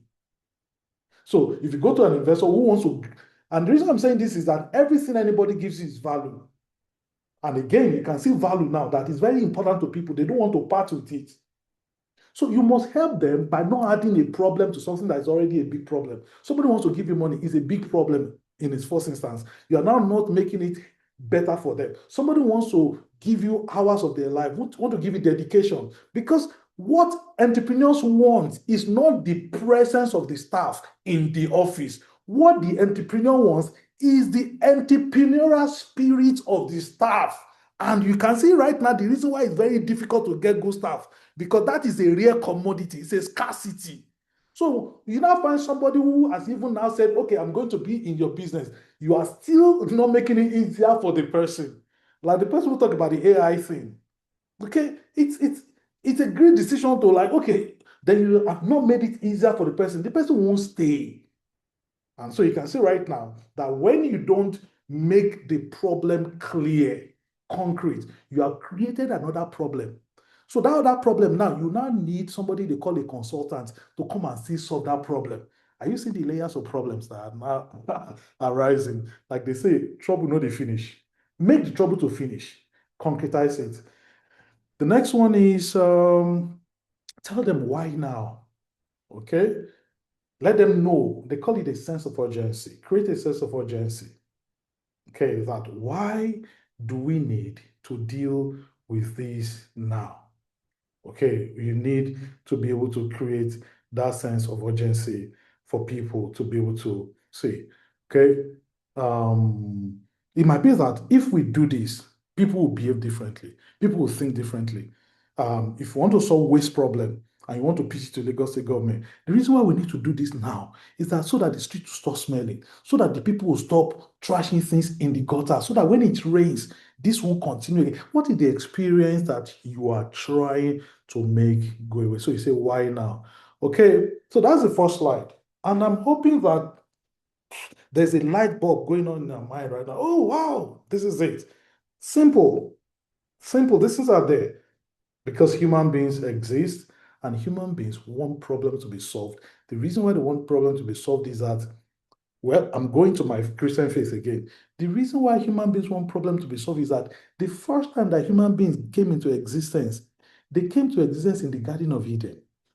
The nature of the Garden of Eden is that everything they needed was there. Everything. That wiring for everything to be okay is still in everybody until the world goes.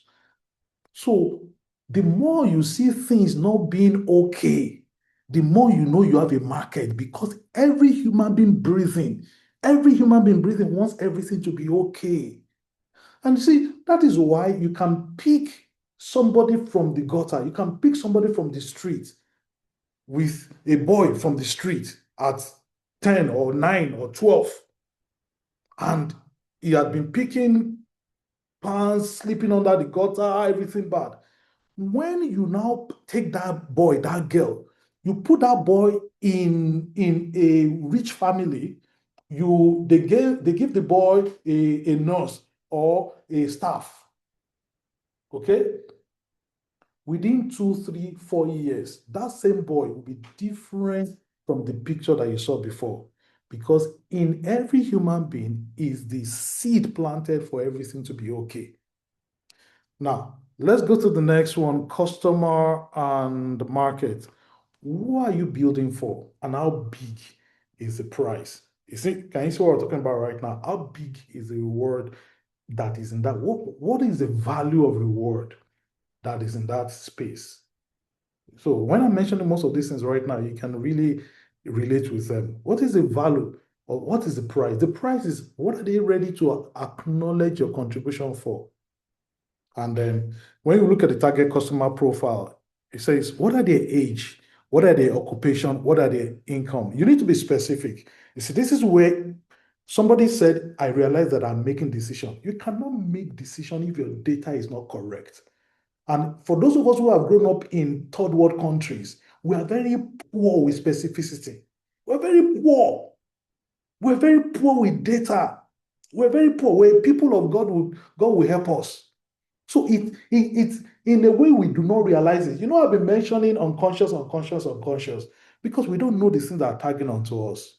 So you need data. What is their age? Because people of different ages require different pains to be met. People of different occupation require different ranges of products that will meet their pain. People of different income, they will require different products to meet their pain. You are creating products, you are creating services, and you are creating value. And people consume this so that everything can be all right. Don't forget these things. Everything can be all right. The reason why I exist, the reason why I'm making products so that everything can be all right, everybody on the face of the earth needs everything to be all right. But you need to know that their pain comes from their specificity.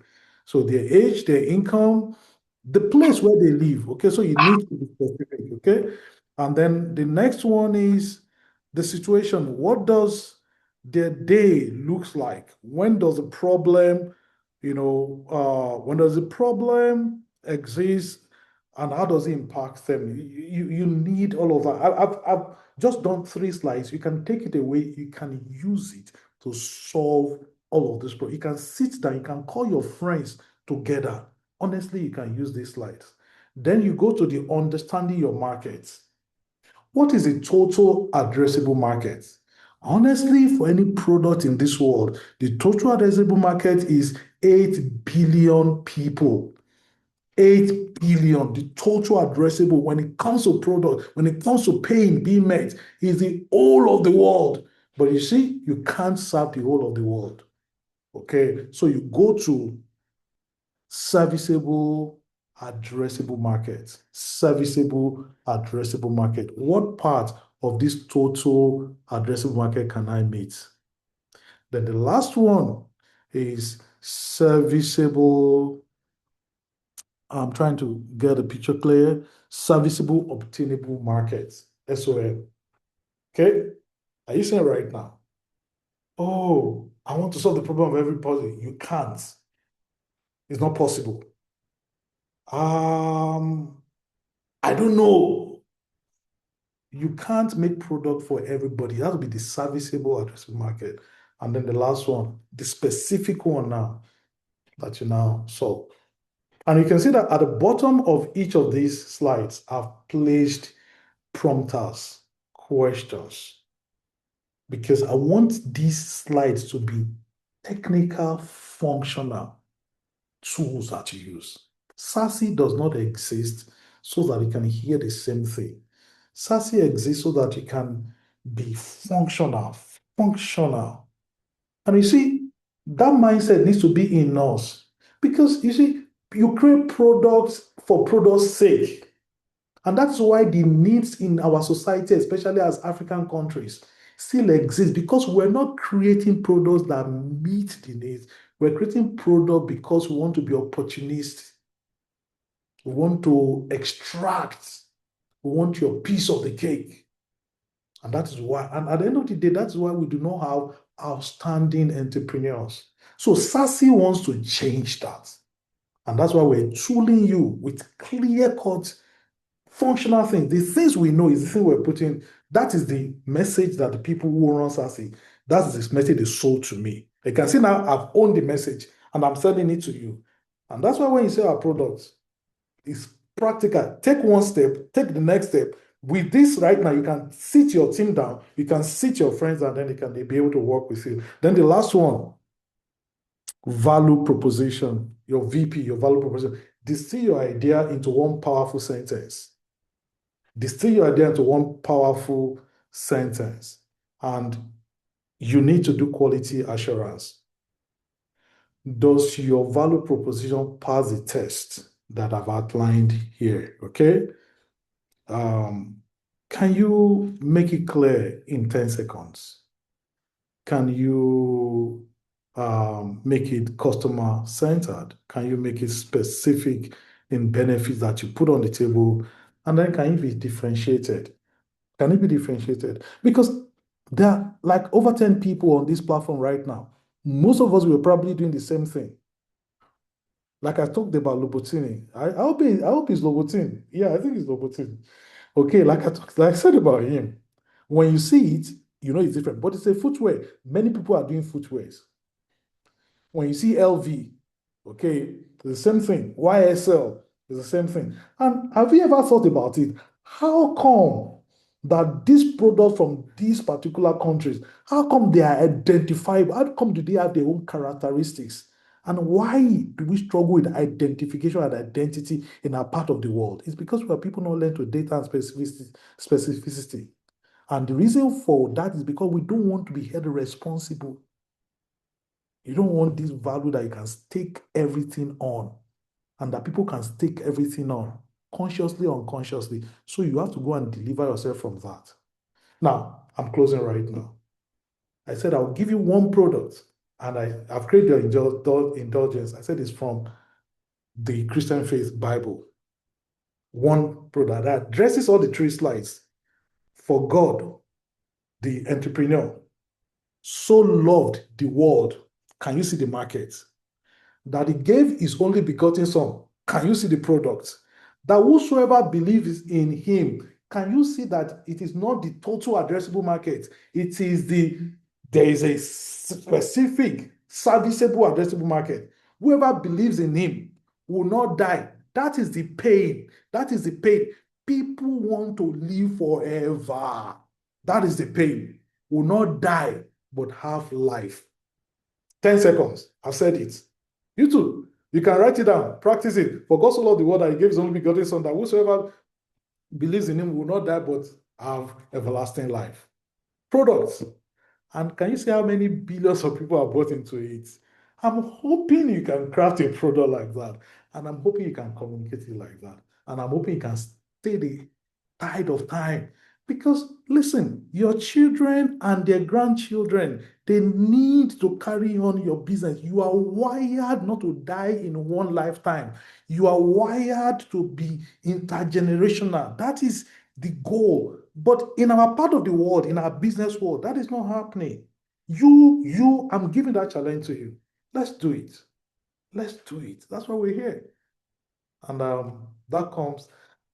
that is the end of our session together. I hope the conversation has been great. I would like to hand over to the coordinators at this point. Thank you. Okay.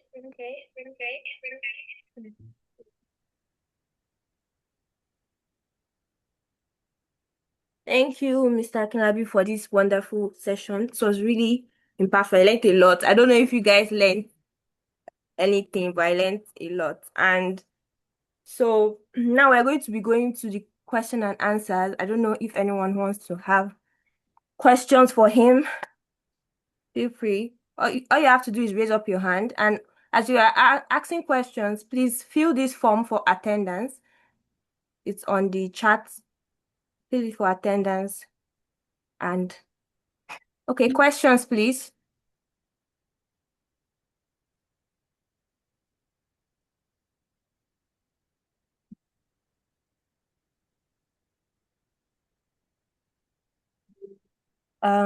Questions?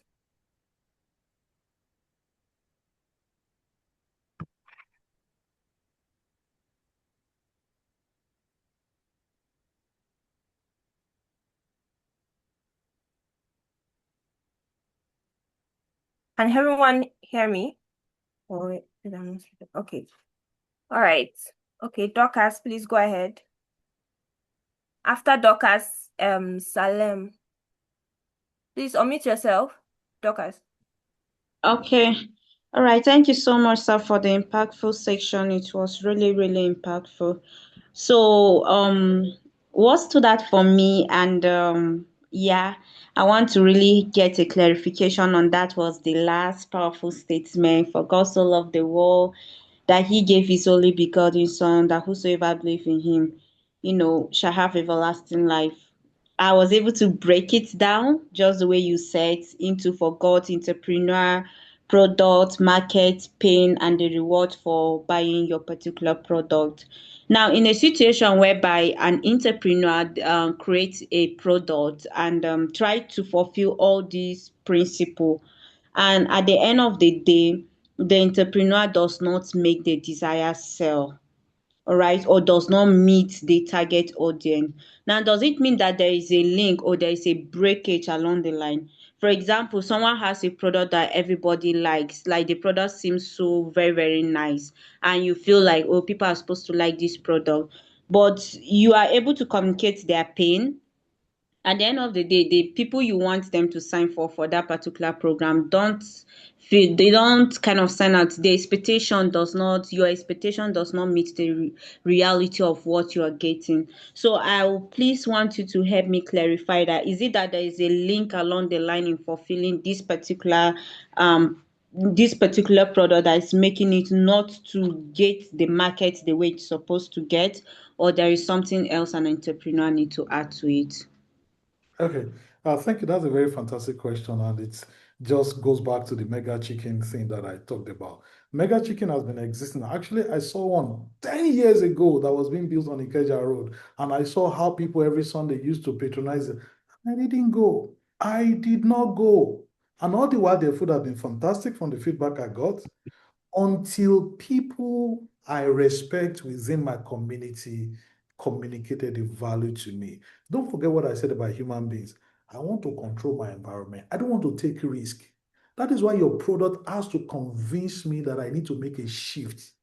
And many of us, the reason why we say with the status quo is actually because of that protective layer. I want to control my environment. So in this particular case right now, don't forget they are using a product. Let me be clear. They are not using your product. That is the basic thing. So you need to find a way to influence them. That is why advertisement exists. That is why something like, okay, can you use my product for 3 months? Do you know that most of us who embrace any platform, any service platform, we start with freemium, freemium. So they make it free. Then they now tell us to go for the premium one. Why are they doing that? They know I want to protect myself. They know I don't want to take risk. So they make it easier for me to take the risk because it's not going to cost me anything. So I embrace it. By the time I use it for 1 month, and then they say they're going to withdraw their product, I said, no, I'll just pay for 1 month. And then you pay for more, say for convenience, let me pay for 1 year. That's how it's done. So you see, you need to address the pain. You see that the pains are layered. The pain that I don't want to take risk, you need to address it by getting people who have influence in that area to be able to buy into your product and communicate it to other people. Secondly, you need to address the fact that perhaps I need to give it free. Jeff Bezos, he gave things free for years. Now everybody is tied to it. If you are watching Prime Video, Prime TV, it's Jeff Bezos. If you are buying Amazon, it's Jeff Bezos. There's so many things you are doing right now that are Jeff Bezos, but he gave it free for a long time. That's what an entrepreneur does. And that is why you need a network and be clear to them. For some of us as entrepreneurs, we need to have 2, 3 friends. I'm going to be eating lunch at your place for the next 1 year. Please, lunch at your place because I'm not going to get money. We have not become people like that, and we need to become people like that. We have clear, functional relationships that are able to support our dreams and vision. Thank you. Okay, thank you very much, sir. Next, okay, Samuel. I think that's Unmute yourself. Salima wanted to talk. Salima. Salima Okay, wanted to... okay, Salima. All right. Yes. What I wanted to ask, thank you so much, sir, for everything. You've answered part of my question in what you answered before, but I will still ask because we've been talking about products. Well, what about services? People that offer services. The people that they will offer the services to might not be around them, and they've been seeing other people in the same line of work traveling around to offer that same service to people, but they themselves are not able to figure out where to start yet in order to offer the service. It might not be a product they can sell from afar and just send it to the location. So how do they get to make themselves reachable, be able to reach their targeted audience? That's what I wanted to ask, sir. Thank you so much. I really appreciate. Okay, we need to fundamentally understand, like somebody said, that every human being makes decision. The reason why you are alive is to make decision. For you to make decision, you need to have information. So most times, the people that you want to reach, they do not have the information that you exist or what your service is all about. Okay, and services is more of experience than even functional use. So we need to find a way to communicate that we exist. We need to find a way to reinforce what our services would render. See, the same law applies. There's nothing new. People are, see, if there are 8 billion people on the face of the earth right now, 8 billion died 100 years ago. 8 billion died 100 years before them because the average life cycle of a human being is between 90 and 100. So every 100 years, a generation is wiped up. So even our population is 8 billion right now, it means that 8 billion people have died, okay? The products and services that people use, they are still the same. It's just ingenuity that makes innovation that makes it different. So they exist. They want to use your service. You need to be able to study. And that's where mentoring and protege works. You see, it's only in Africa we don't network and we don't trust people helping us and being over us because they will cheat. We're afraid they will cheat us. We're afraid they will misuse us. You see, those are problems our society makes to now affect our business practices. Most businesses that succeed abroad, it is the same business that will nurture them. Somebody in the same business will nurture them because they understand that they can't serve all the markets. And they understand that if somebody lives in another part of town and is not able to get my market, the person will say, oh, this product doesn't exist. They don't want people to say this product doesn't exist. So they now sponsor you to be servicing that place. And that's where the area of franchise comes into being. So people are the same. It's just that we have problems. And so you can address what you have mentioned now, mentoring, networking, partnership, relationship building, and communicating constantly. Very soon, people will hear and make decisions based on the information they hear. And that is where the resilience of the entrepreneur comes into being. You are not normal people. Please, most of us, let me quickly answer another question or anticipate another question. Most of us have problems in entrepreneurship because we want to be entrepreneurs, but we want to stay as normal people. You can't be a normal person. You cannot, you are not normal. The whole prospect of it, that's the reason why you start the business in the first instance, because you are calling things that do not exist. You are making people to believe that they exist. That's what your product and services do. The values you create, you are telling them you can feel like this. They have not felt like that, but you are telling them you can feel like this. You can have this pain go away. So you are telling them what is not existing. When you are doing what is not status quo, how can you say you're normal? So you must embrace being abnormal and embrace it in a fundamentally helpful way. Study, learn, network, put the greeting, but understand what it takes. Resilience. You have to be resilient. I know it's tough. I know it might not really answer everything, but I need to tell you how it is. You need to read and tell people around you, my life is different. My life has changed so that they can offer you the same support. You want to be an entrepreneur and then you want a normal life. You can't have a normal, you can't sleep the same way. You can't talk the same way. You can't go where other people go. You need to be able to be sure that this is what you want to do. And then you do it. Even when you have to wear only one skirt for many years. That is the hallmark of entrepreneurship. Thank you. Samuel. Okay, thank you. Before we move to the next question, let's turn on our cameras. We want to take a snap picture. So after this, then we can get to the next one. So turn on your videos, please, and so we can snap. Uh,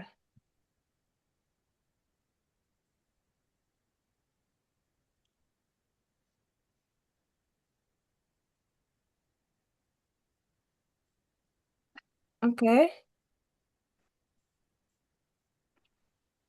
All right, thank you. Let me snap now. Um, not everyone's video is turned on.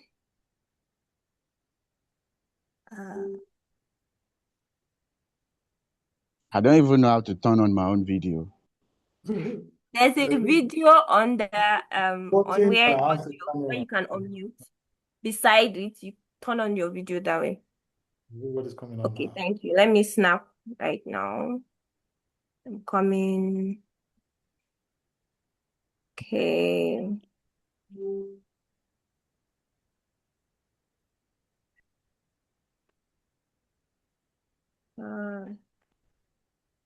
All right.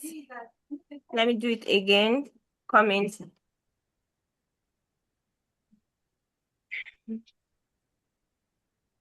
Coming. All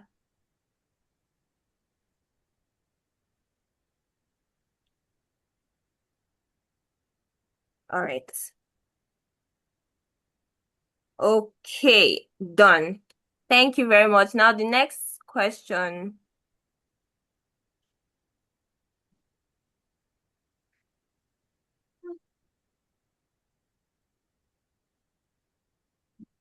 Samuel. Samuel, Yes. you can ask your question.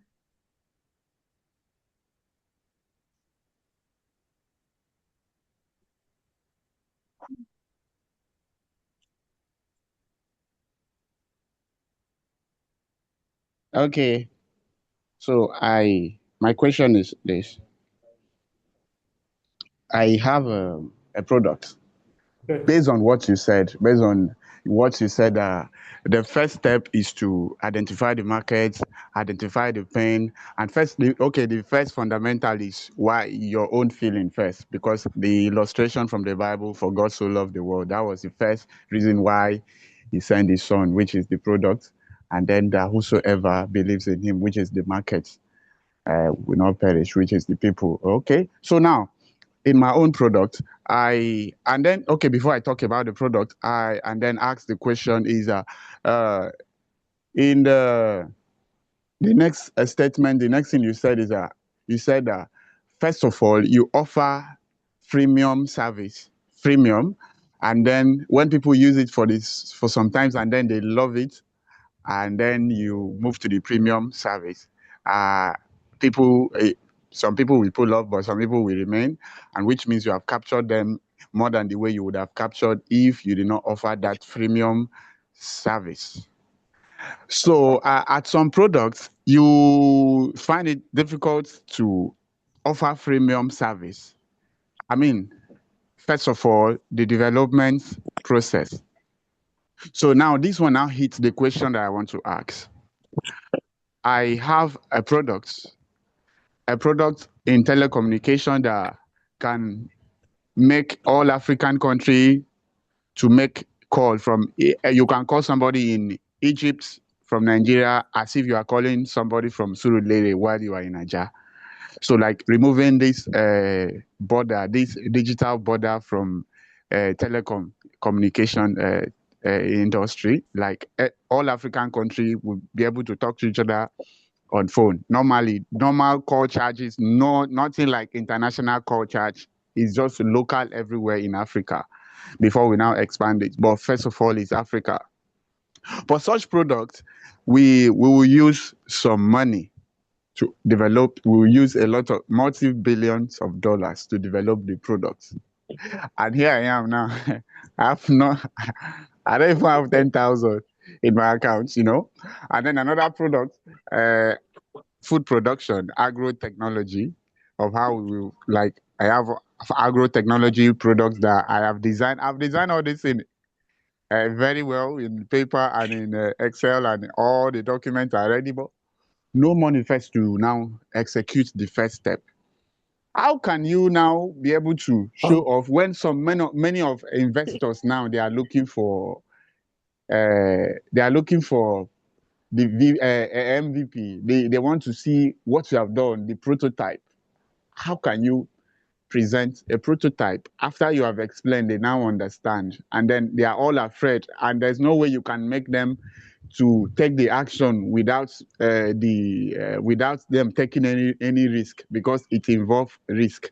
How can you make them take this risk when there's no way you can make them take the risk without feeling risk? You know, so you get the question. So in this kind of products, how can we go about it? Thank you very much. I do. I do. See, SASIE is an organization that's very, very practical.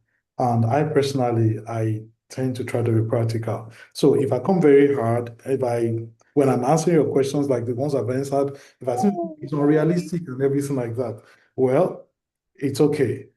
The bottom line is this. You want to push multi-billion dollar solution and everything like that. What is your own capacity in the first instance?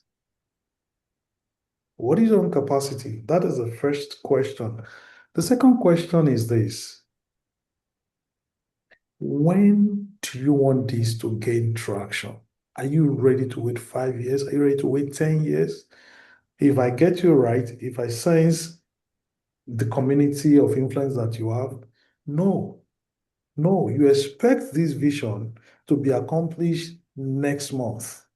So you now expect me to put multi-billion whatever in your pocket when, like you said right now, you don't even have $10,000 in your personal account. From all the things I've said, that is not how life works. Because someone might not have taken the decision to accept that their lives have changed, yet they want to change the world. Another thing is that you have mentioned two big projects as a person starting out, two different ideas. That is the seed of the problem. Because when I'm listening to you, honestly, frantic, practical, I will not invest in you because I know human beings and I know you have not recognized your limitation. You can only push one big idea at a point. Nobody is God. We are just trying to be like God. So you see, I said that the entrepreneur make decisions. Entrepreneur make decisions painful. They are crying and they are making decisions painful. They are crying.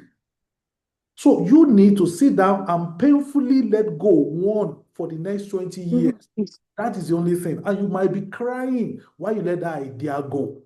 I will not mention this again for this number of years. That is what an entrepreneur does. Now, let me now answer as to possibilities or no possibilities. You see, as an entrepreneur, you are not looking at 10,000 in your account.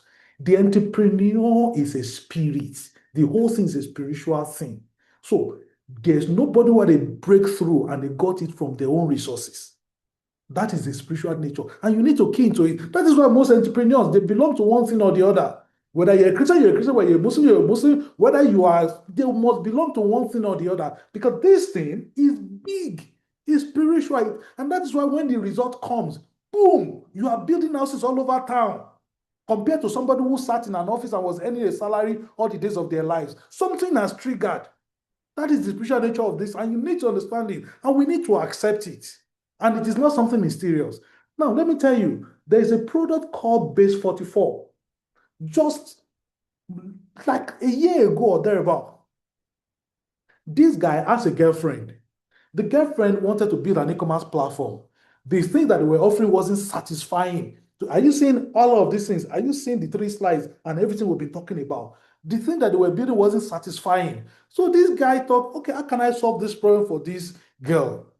And so he just put some computers together, sat while the girl would be doing some things and everything like that. He sat down and then started, coding and everything. He wanted a platform where what an entrepreneur needs, website, app, payments platform, everything, the entrepreneur can build it himself or herself because he has seen the pain around him, particularly the girlfriend. Do you know the next thing that he did? And don't forget, there's something they call Lovable. There's something they call, where's this other one?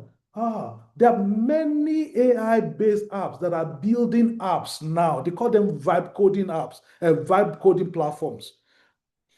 Lovable especially has been funded in a crazy way. And so when you think about competitors, it wasn't the field that it should want to come into.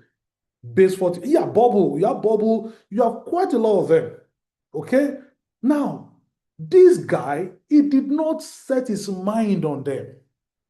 He did not try to take them out of the market. He just wanted to solve a problem he has identified. The next thing he did was that he called one friend, and this is what he said. He said, I know that this guy has potential. So what if I encourage him to take on an e-commerce platform? And I will tell him that I will build all the things he will need. He should use my product to build all the things that he needs. Can you see right now where this thing is all about? He knows a friend who has entrepreneurial potential, who has been talking to him often about what he wanted to do. So not knowing, the friend not knowing the invisible hand right now, the friend not knowing that he will just want to use him. He called the friend, sit down here, build your platform with my product. And in doing that, he had immediate feedback and he built Base 44.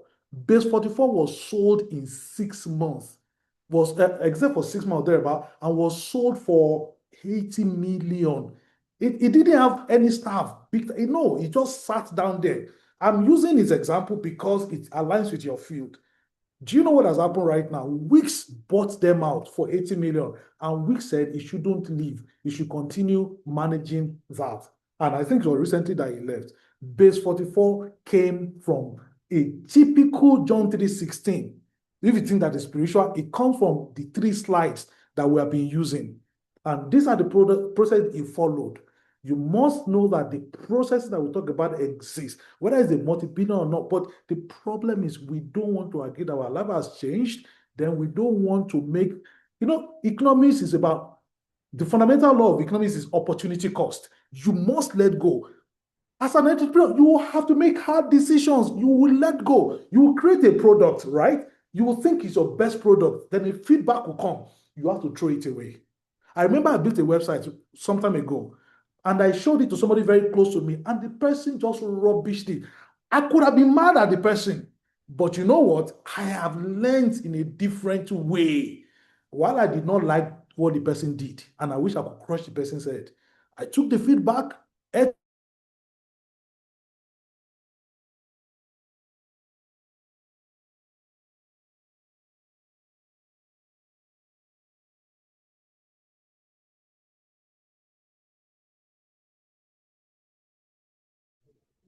Is his network or this is everywhere? I can't hear him again. No, I think it's Yeah, I network. think he's from. Yeah, I can't hear him too. I can't hear him too. All right. Sorry about that. Let me.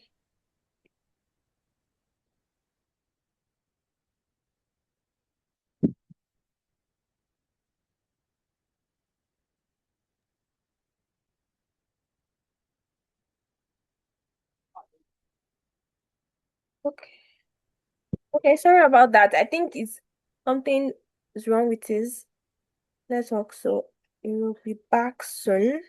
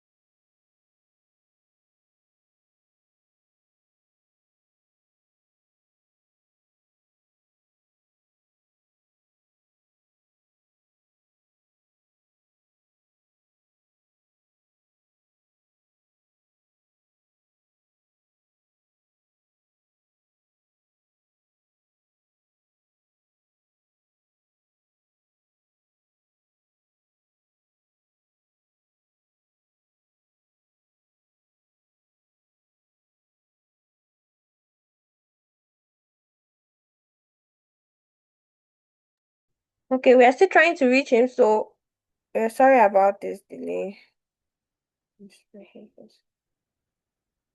This, I hope everyone has filled the attendance. Please, if you have not, can you do it now? As we are waiting for him.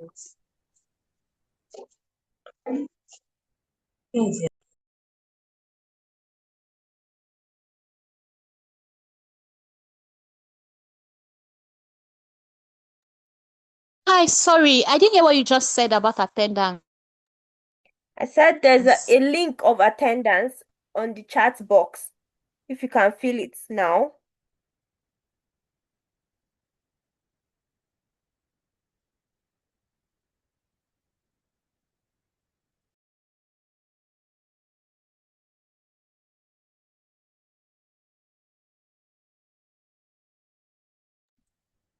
Hi, I'm sorry, I can't find the link.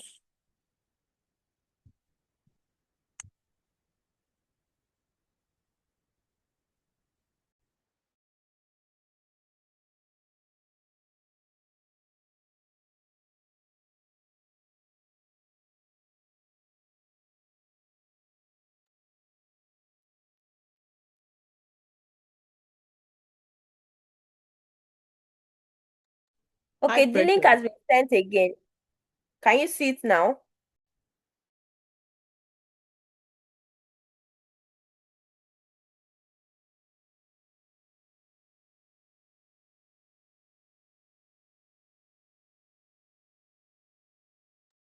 Hi, Precious.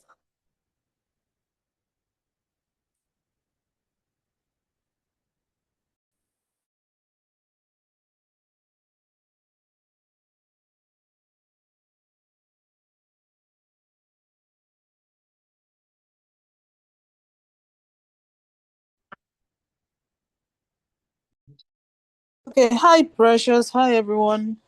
Just give a minute.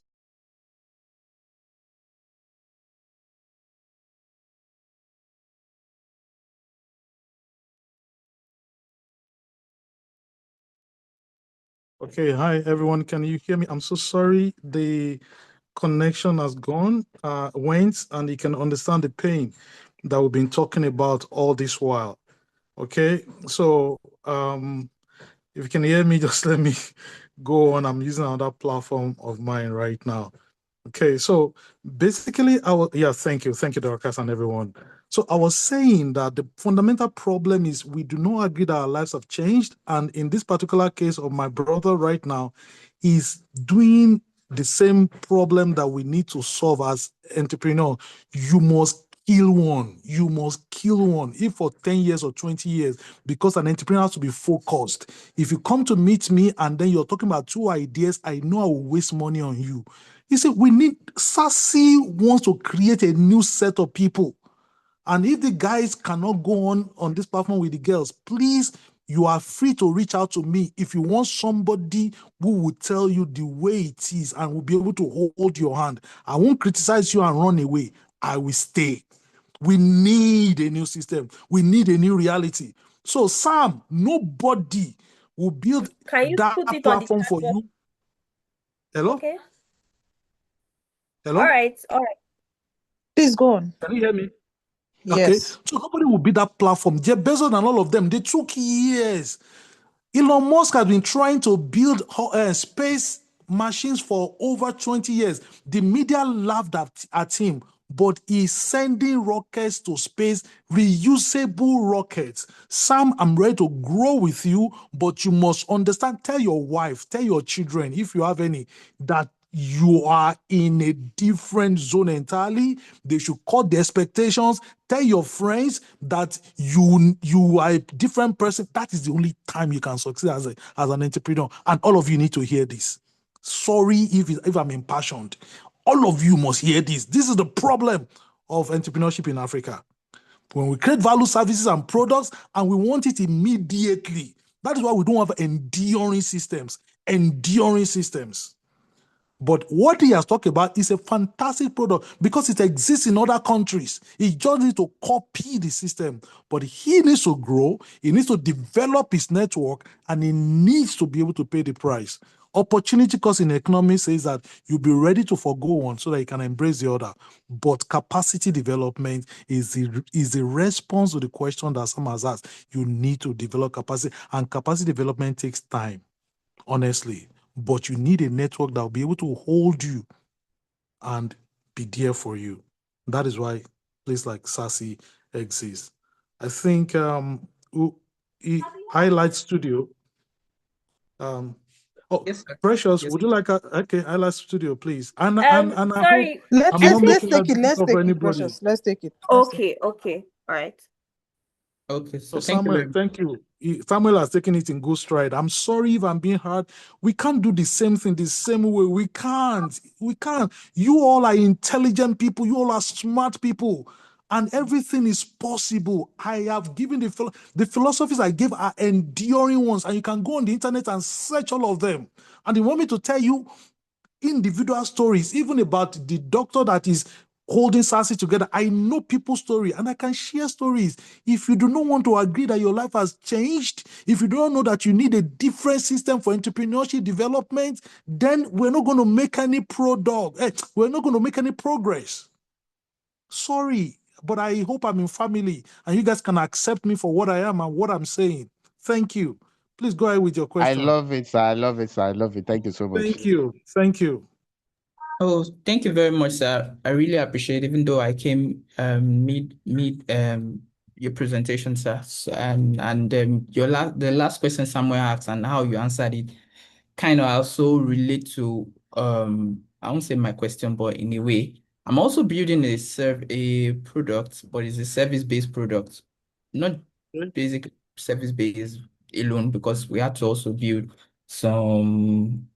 It's more like an online this thing. So where I started with like 2, 3 different projects as well, just like you said, and somebody also gave me the idea that the 3 project is not something you can, because there as well a big project too. And then I'm also self-funding for the meantime. As they are software-based projects. So my question basically is, okay, I build an MVP for my project. I've been able to somehow I was able to get and GitHub student privilege. So I have, with that privilege, you have a lot of stuff also that I can use to build all of this. And so I was able to build an MVP. But then MVP is not enough, because of course I can't even scale yet, and I'm not done because the project is in such a way. I was even shocked that the project that I'm talking about, I all of a sudden stumbled on somebody else's product that is already live, and it's already live. And so I checked it out, and then I saw that it wasn't really solving as much as problem that I'm currently planning to solve. So my challenge is people to work with, because it's also a development this thing, people to work with, and also how to get funding sometimes to scale. All of these things can be, I don't know, in a way also the person. I've been on this project for the past 4 months, actually, 4 months. I don't know if I can explain the project if it's not going to take too much time. I don't know, sir, if it's okay to do that, sir. Okay. I think the organizers, are you ready for us to spend, because this is a practical place, Yes, so yes, maybe yes, yes. okay. Yeah. Okay. And so So, before you go on, before you go on, yes, sir. entrepreneurs also take their chances. You spent 3, 4 minutes before you describe the product. I am building a motor vehicle that can transport people to space, and this is what it can deliver. I have been building it for 4 months. Right now. But what you've done is that you're giving us problem, and I'm sure if people give you feedback, right, they are wondering what is the product, what is the product. So as they're listening to you, they are not listening to, they are thinking, what might the product be? You have taken their attention away. So all of us were learning. We're learning here. So you just go, I'm building a SpaceX. It's going to take people to space and bring them back safely. And it's going to be at a very minimal cost. Then you now start talking about the problem, because you might not have the opportunity of another time again. Do you get it? That says a lot. Thank you very much. I appreciate that Yeah, very much, thank sir. you. Okay, so I'm building a project, a product. So the product is basically a photo book creator. I've noticed that I'm into creative space. I have a studio. I have I'm a cinematographer as well. So I delve into development in like say 2 years now. So I noticed a challenge with the photographer, and not just photographer, almost everybody, that all the event that we do, they use a particular craft this thing to create their photo book and all of these things. So I noticed that there's a challenge with giving it to people to build, giving it to all of this. And so I try to solve that problem by building it online. Anybody can access it. You can build your photo book, and I added a service with it. You can either build it yourself. I include an AI to help you do it fast. Within 8 minutes, you get everything built, or you do it yourself. You can give it to us to also print it for you and get it sent to you or your client. There's extra stuff that we also added that you can also do a proofing, like send a link to your client or send a link to you to check it out to see that if this is what you want and then you want to go ahead with. All of these things are what I am putting together in like one package. Basically, I'm also including extra stuff, but that will go along with what I'm currently like doing. So this is the survey, but I am the only one doing the designing. Of course, I need to acknowledge that I'm using AI a lot. I've spent like a countless amount of money on subscribing to Claude AI, to Codex, to like 2, 3 different platforms, trying to put everything together. So this is the challenge, and sometimes it can be very weighing. So this now, like you said something earlier, that and I'm this kind of person, if you see the project and then you give a comment that is weighing, I start thinking about it, and then I start depreciating a little about the project and all of these things. That takes a lot of stuff out. How do we even build for people like me though, how do you, because if you just water down the whole idea, I start accepting what you say, and by accepting, I start thinking, okay, maybe it's not really a good idea. Maybe I should move forward. So how best is it to criticize someone to not water down? Is that all of this is what I want to jump together in my question. I don't know if you understand me, sir. Yeah, I do. Can you hear me? Yes, I can hear you. Okay, good. Listen, this platform is for real life, real people, situation like this. Okay. So you see, what you're doing is a service, right? And the way to get people is let them use that product free, then you store the products. Then after a while, you say that if you want to download what you have done, this is the cost to it, but it's not going to be immediate. Okay, that is one great way of making money. If you want to download this, then also you might make it open source like the. So I'll send you the link. I'll send the link of the Base 44 guy to you. Just listen to that interview. So another thing you can do is that, especially since you have been able to get access to GitHub and everything like that, you actually allow people to make contributions to what you're doing. Tell them to look at it, tell them to critique it, tell them to profile solution and everything like that. You might also need to do, I think there's this platform they call, is it launch host or product launch or something like that? You might need to do something like that. What you want is that you want people to create account. You want them to be using that to store, to do all of those things. Let them not know that they are even using it. They will get addicted to it. Once they get addicted to it, then you can now have, okay, this is what it's going to be like. That is how Base 44 started. That is how almost every service platform started. Facebook was free. Google was free. Now, that is the work. I think, what's the name? Just put Isla Studio there. Let's talk. What's your name, please? My name is Timmy. So sorry about that. My name is Timmy. Okay, Timmy. Okay, Timmy. Now, you see, what you're actually looking for, you want the results, you want the rush, you want the gain of a system that already exists, but then you are not able to follow their process.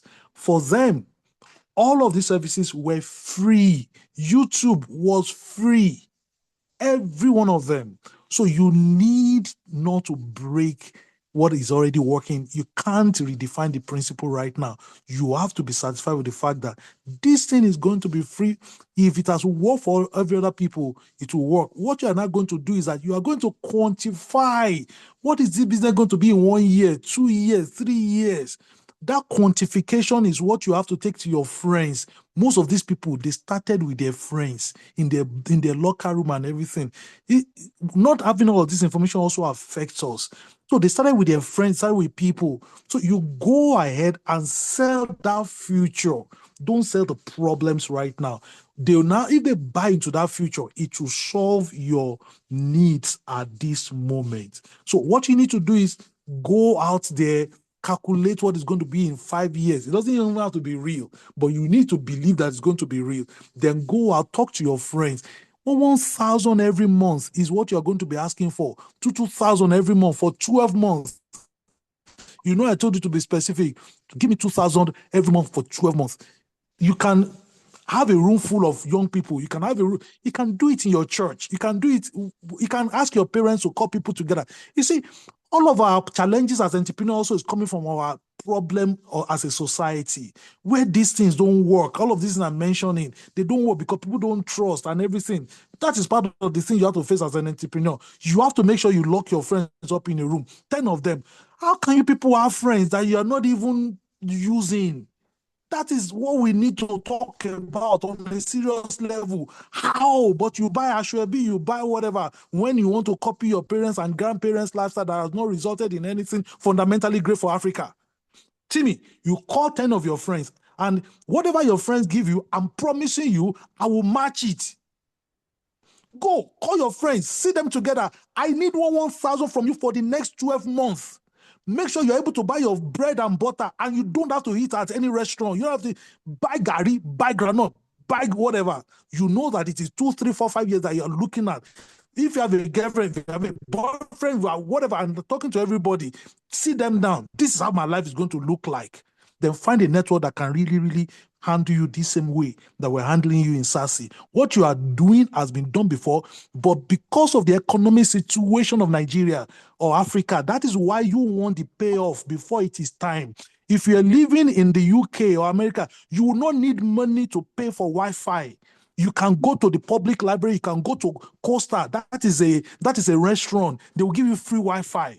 And then you can go on this platform and tell them you're a developer. They will give you ridiculous rates. The problem that is assailing your dream right now is a problem of the society. It is not a problem of the business or idea you have. So you now need to change your problem-solving mindset.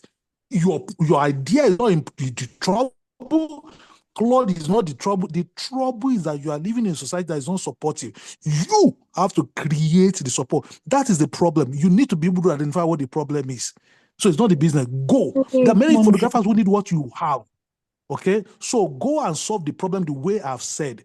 See, if your mom has been, your dad, your mom, or anybody, uncle, anybody, 1,000, 500, give me for 12 months. Oh, yeah, you're a borrower now. You see, that is the problem. You don't want to be, oh, you are begging for money now. You don't want to beg for money. Somebody has muted me. Hello? So I hope you get it. Can you see now that your problem is not this? If you're living in Lagos right now, I will give you free, I will give you all of this thing free.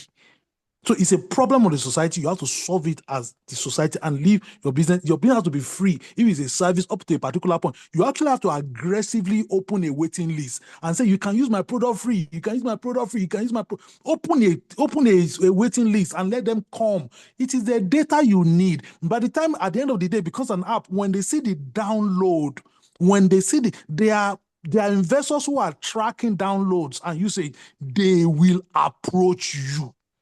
And lastly, you have to be in an incubator. You have to be near people who are able to, who are aligned with the kind of technical support that you need, who can give it to you. I hope I've been helpful. Very well, sir. Very, very well, sir.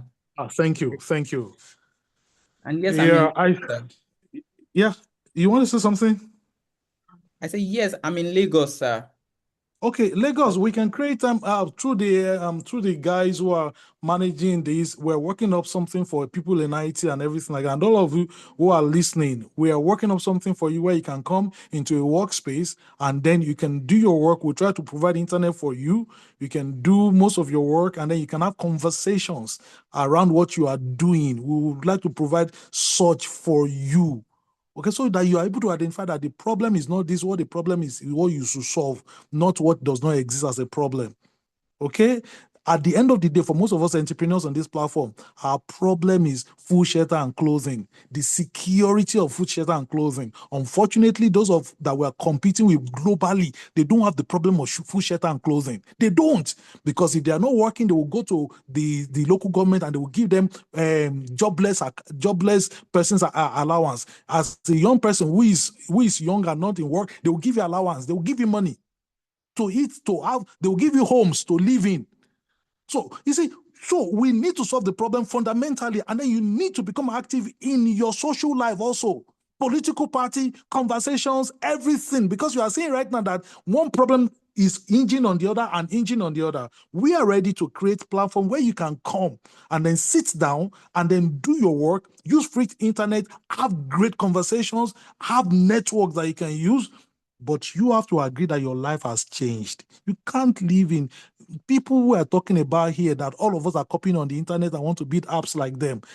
Listen, you don't want to hear their stories, but the idea on the YouTube, go and listen to them instead of listening to instant breakthroughs.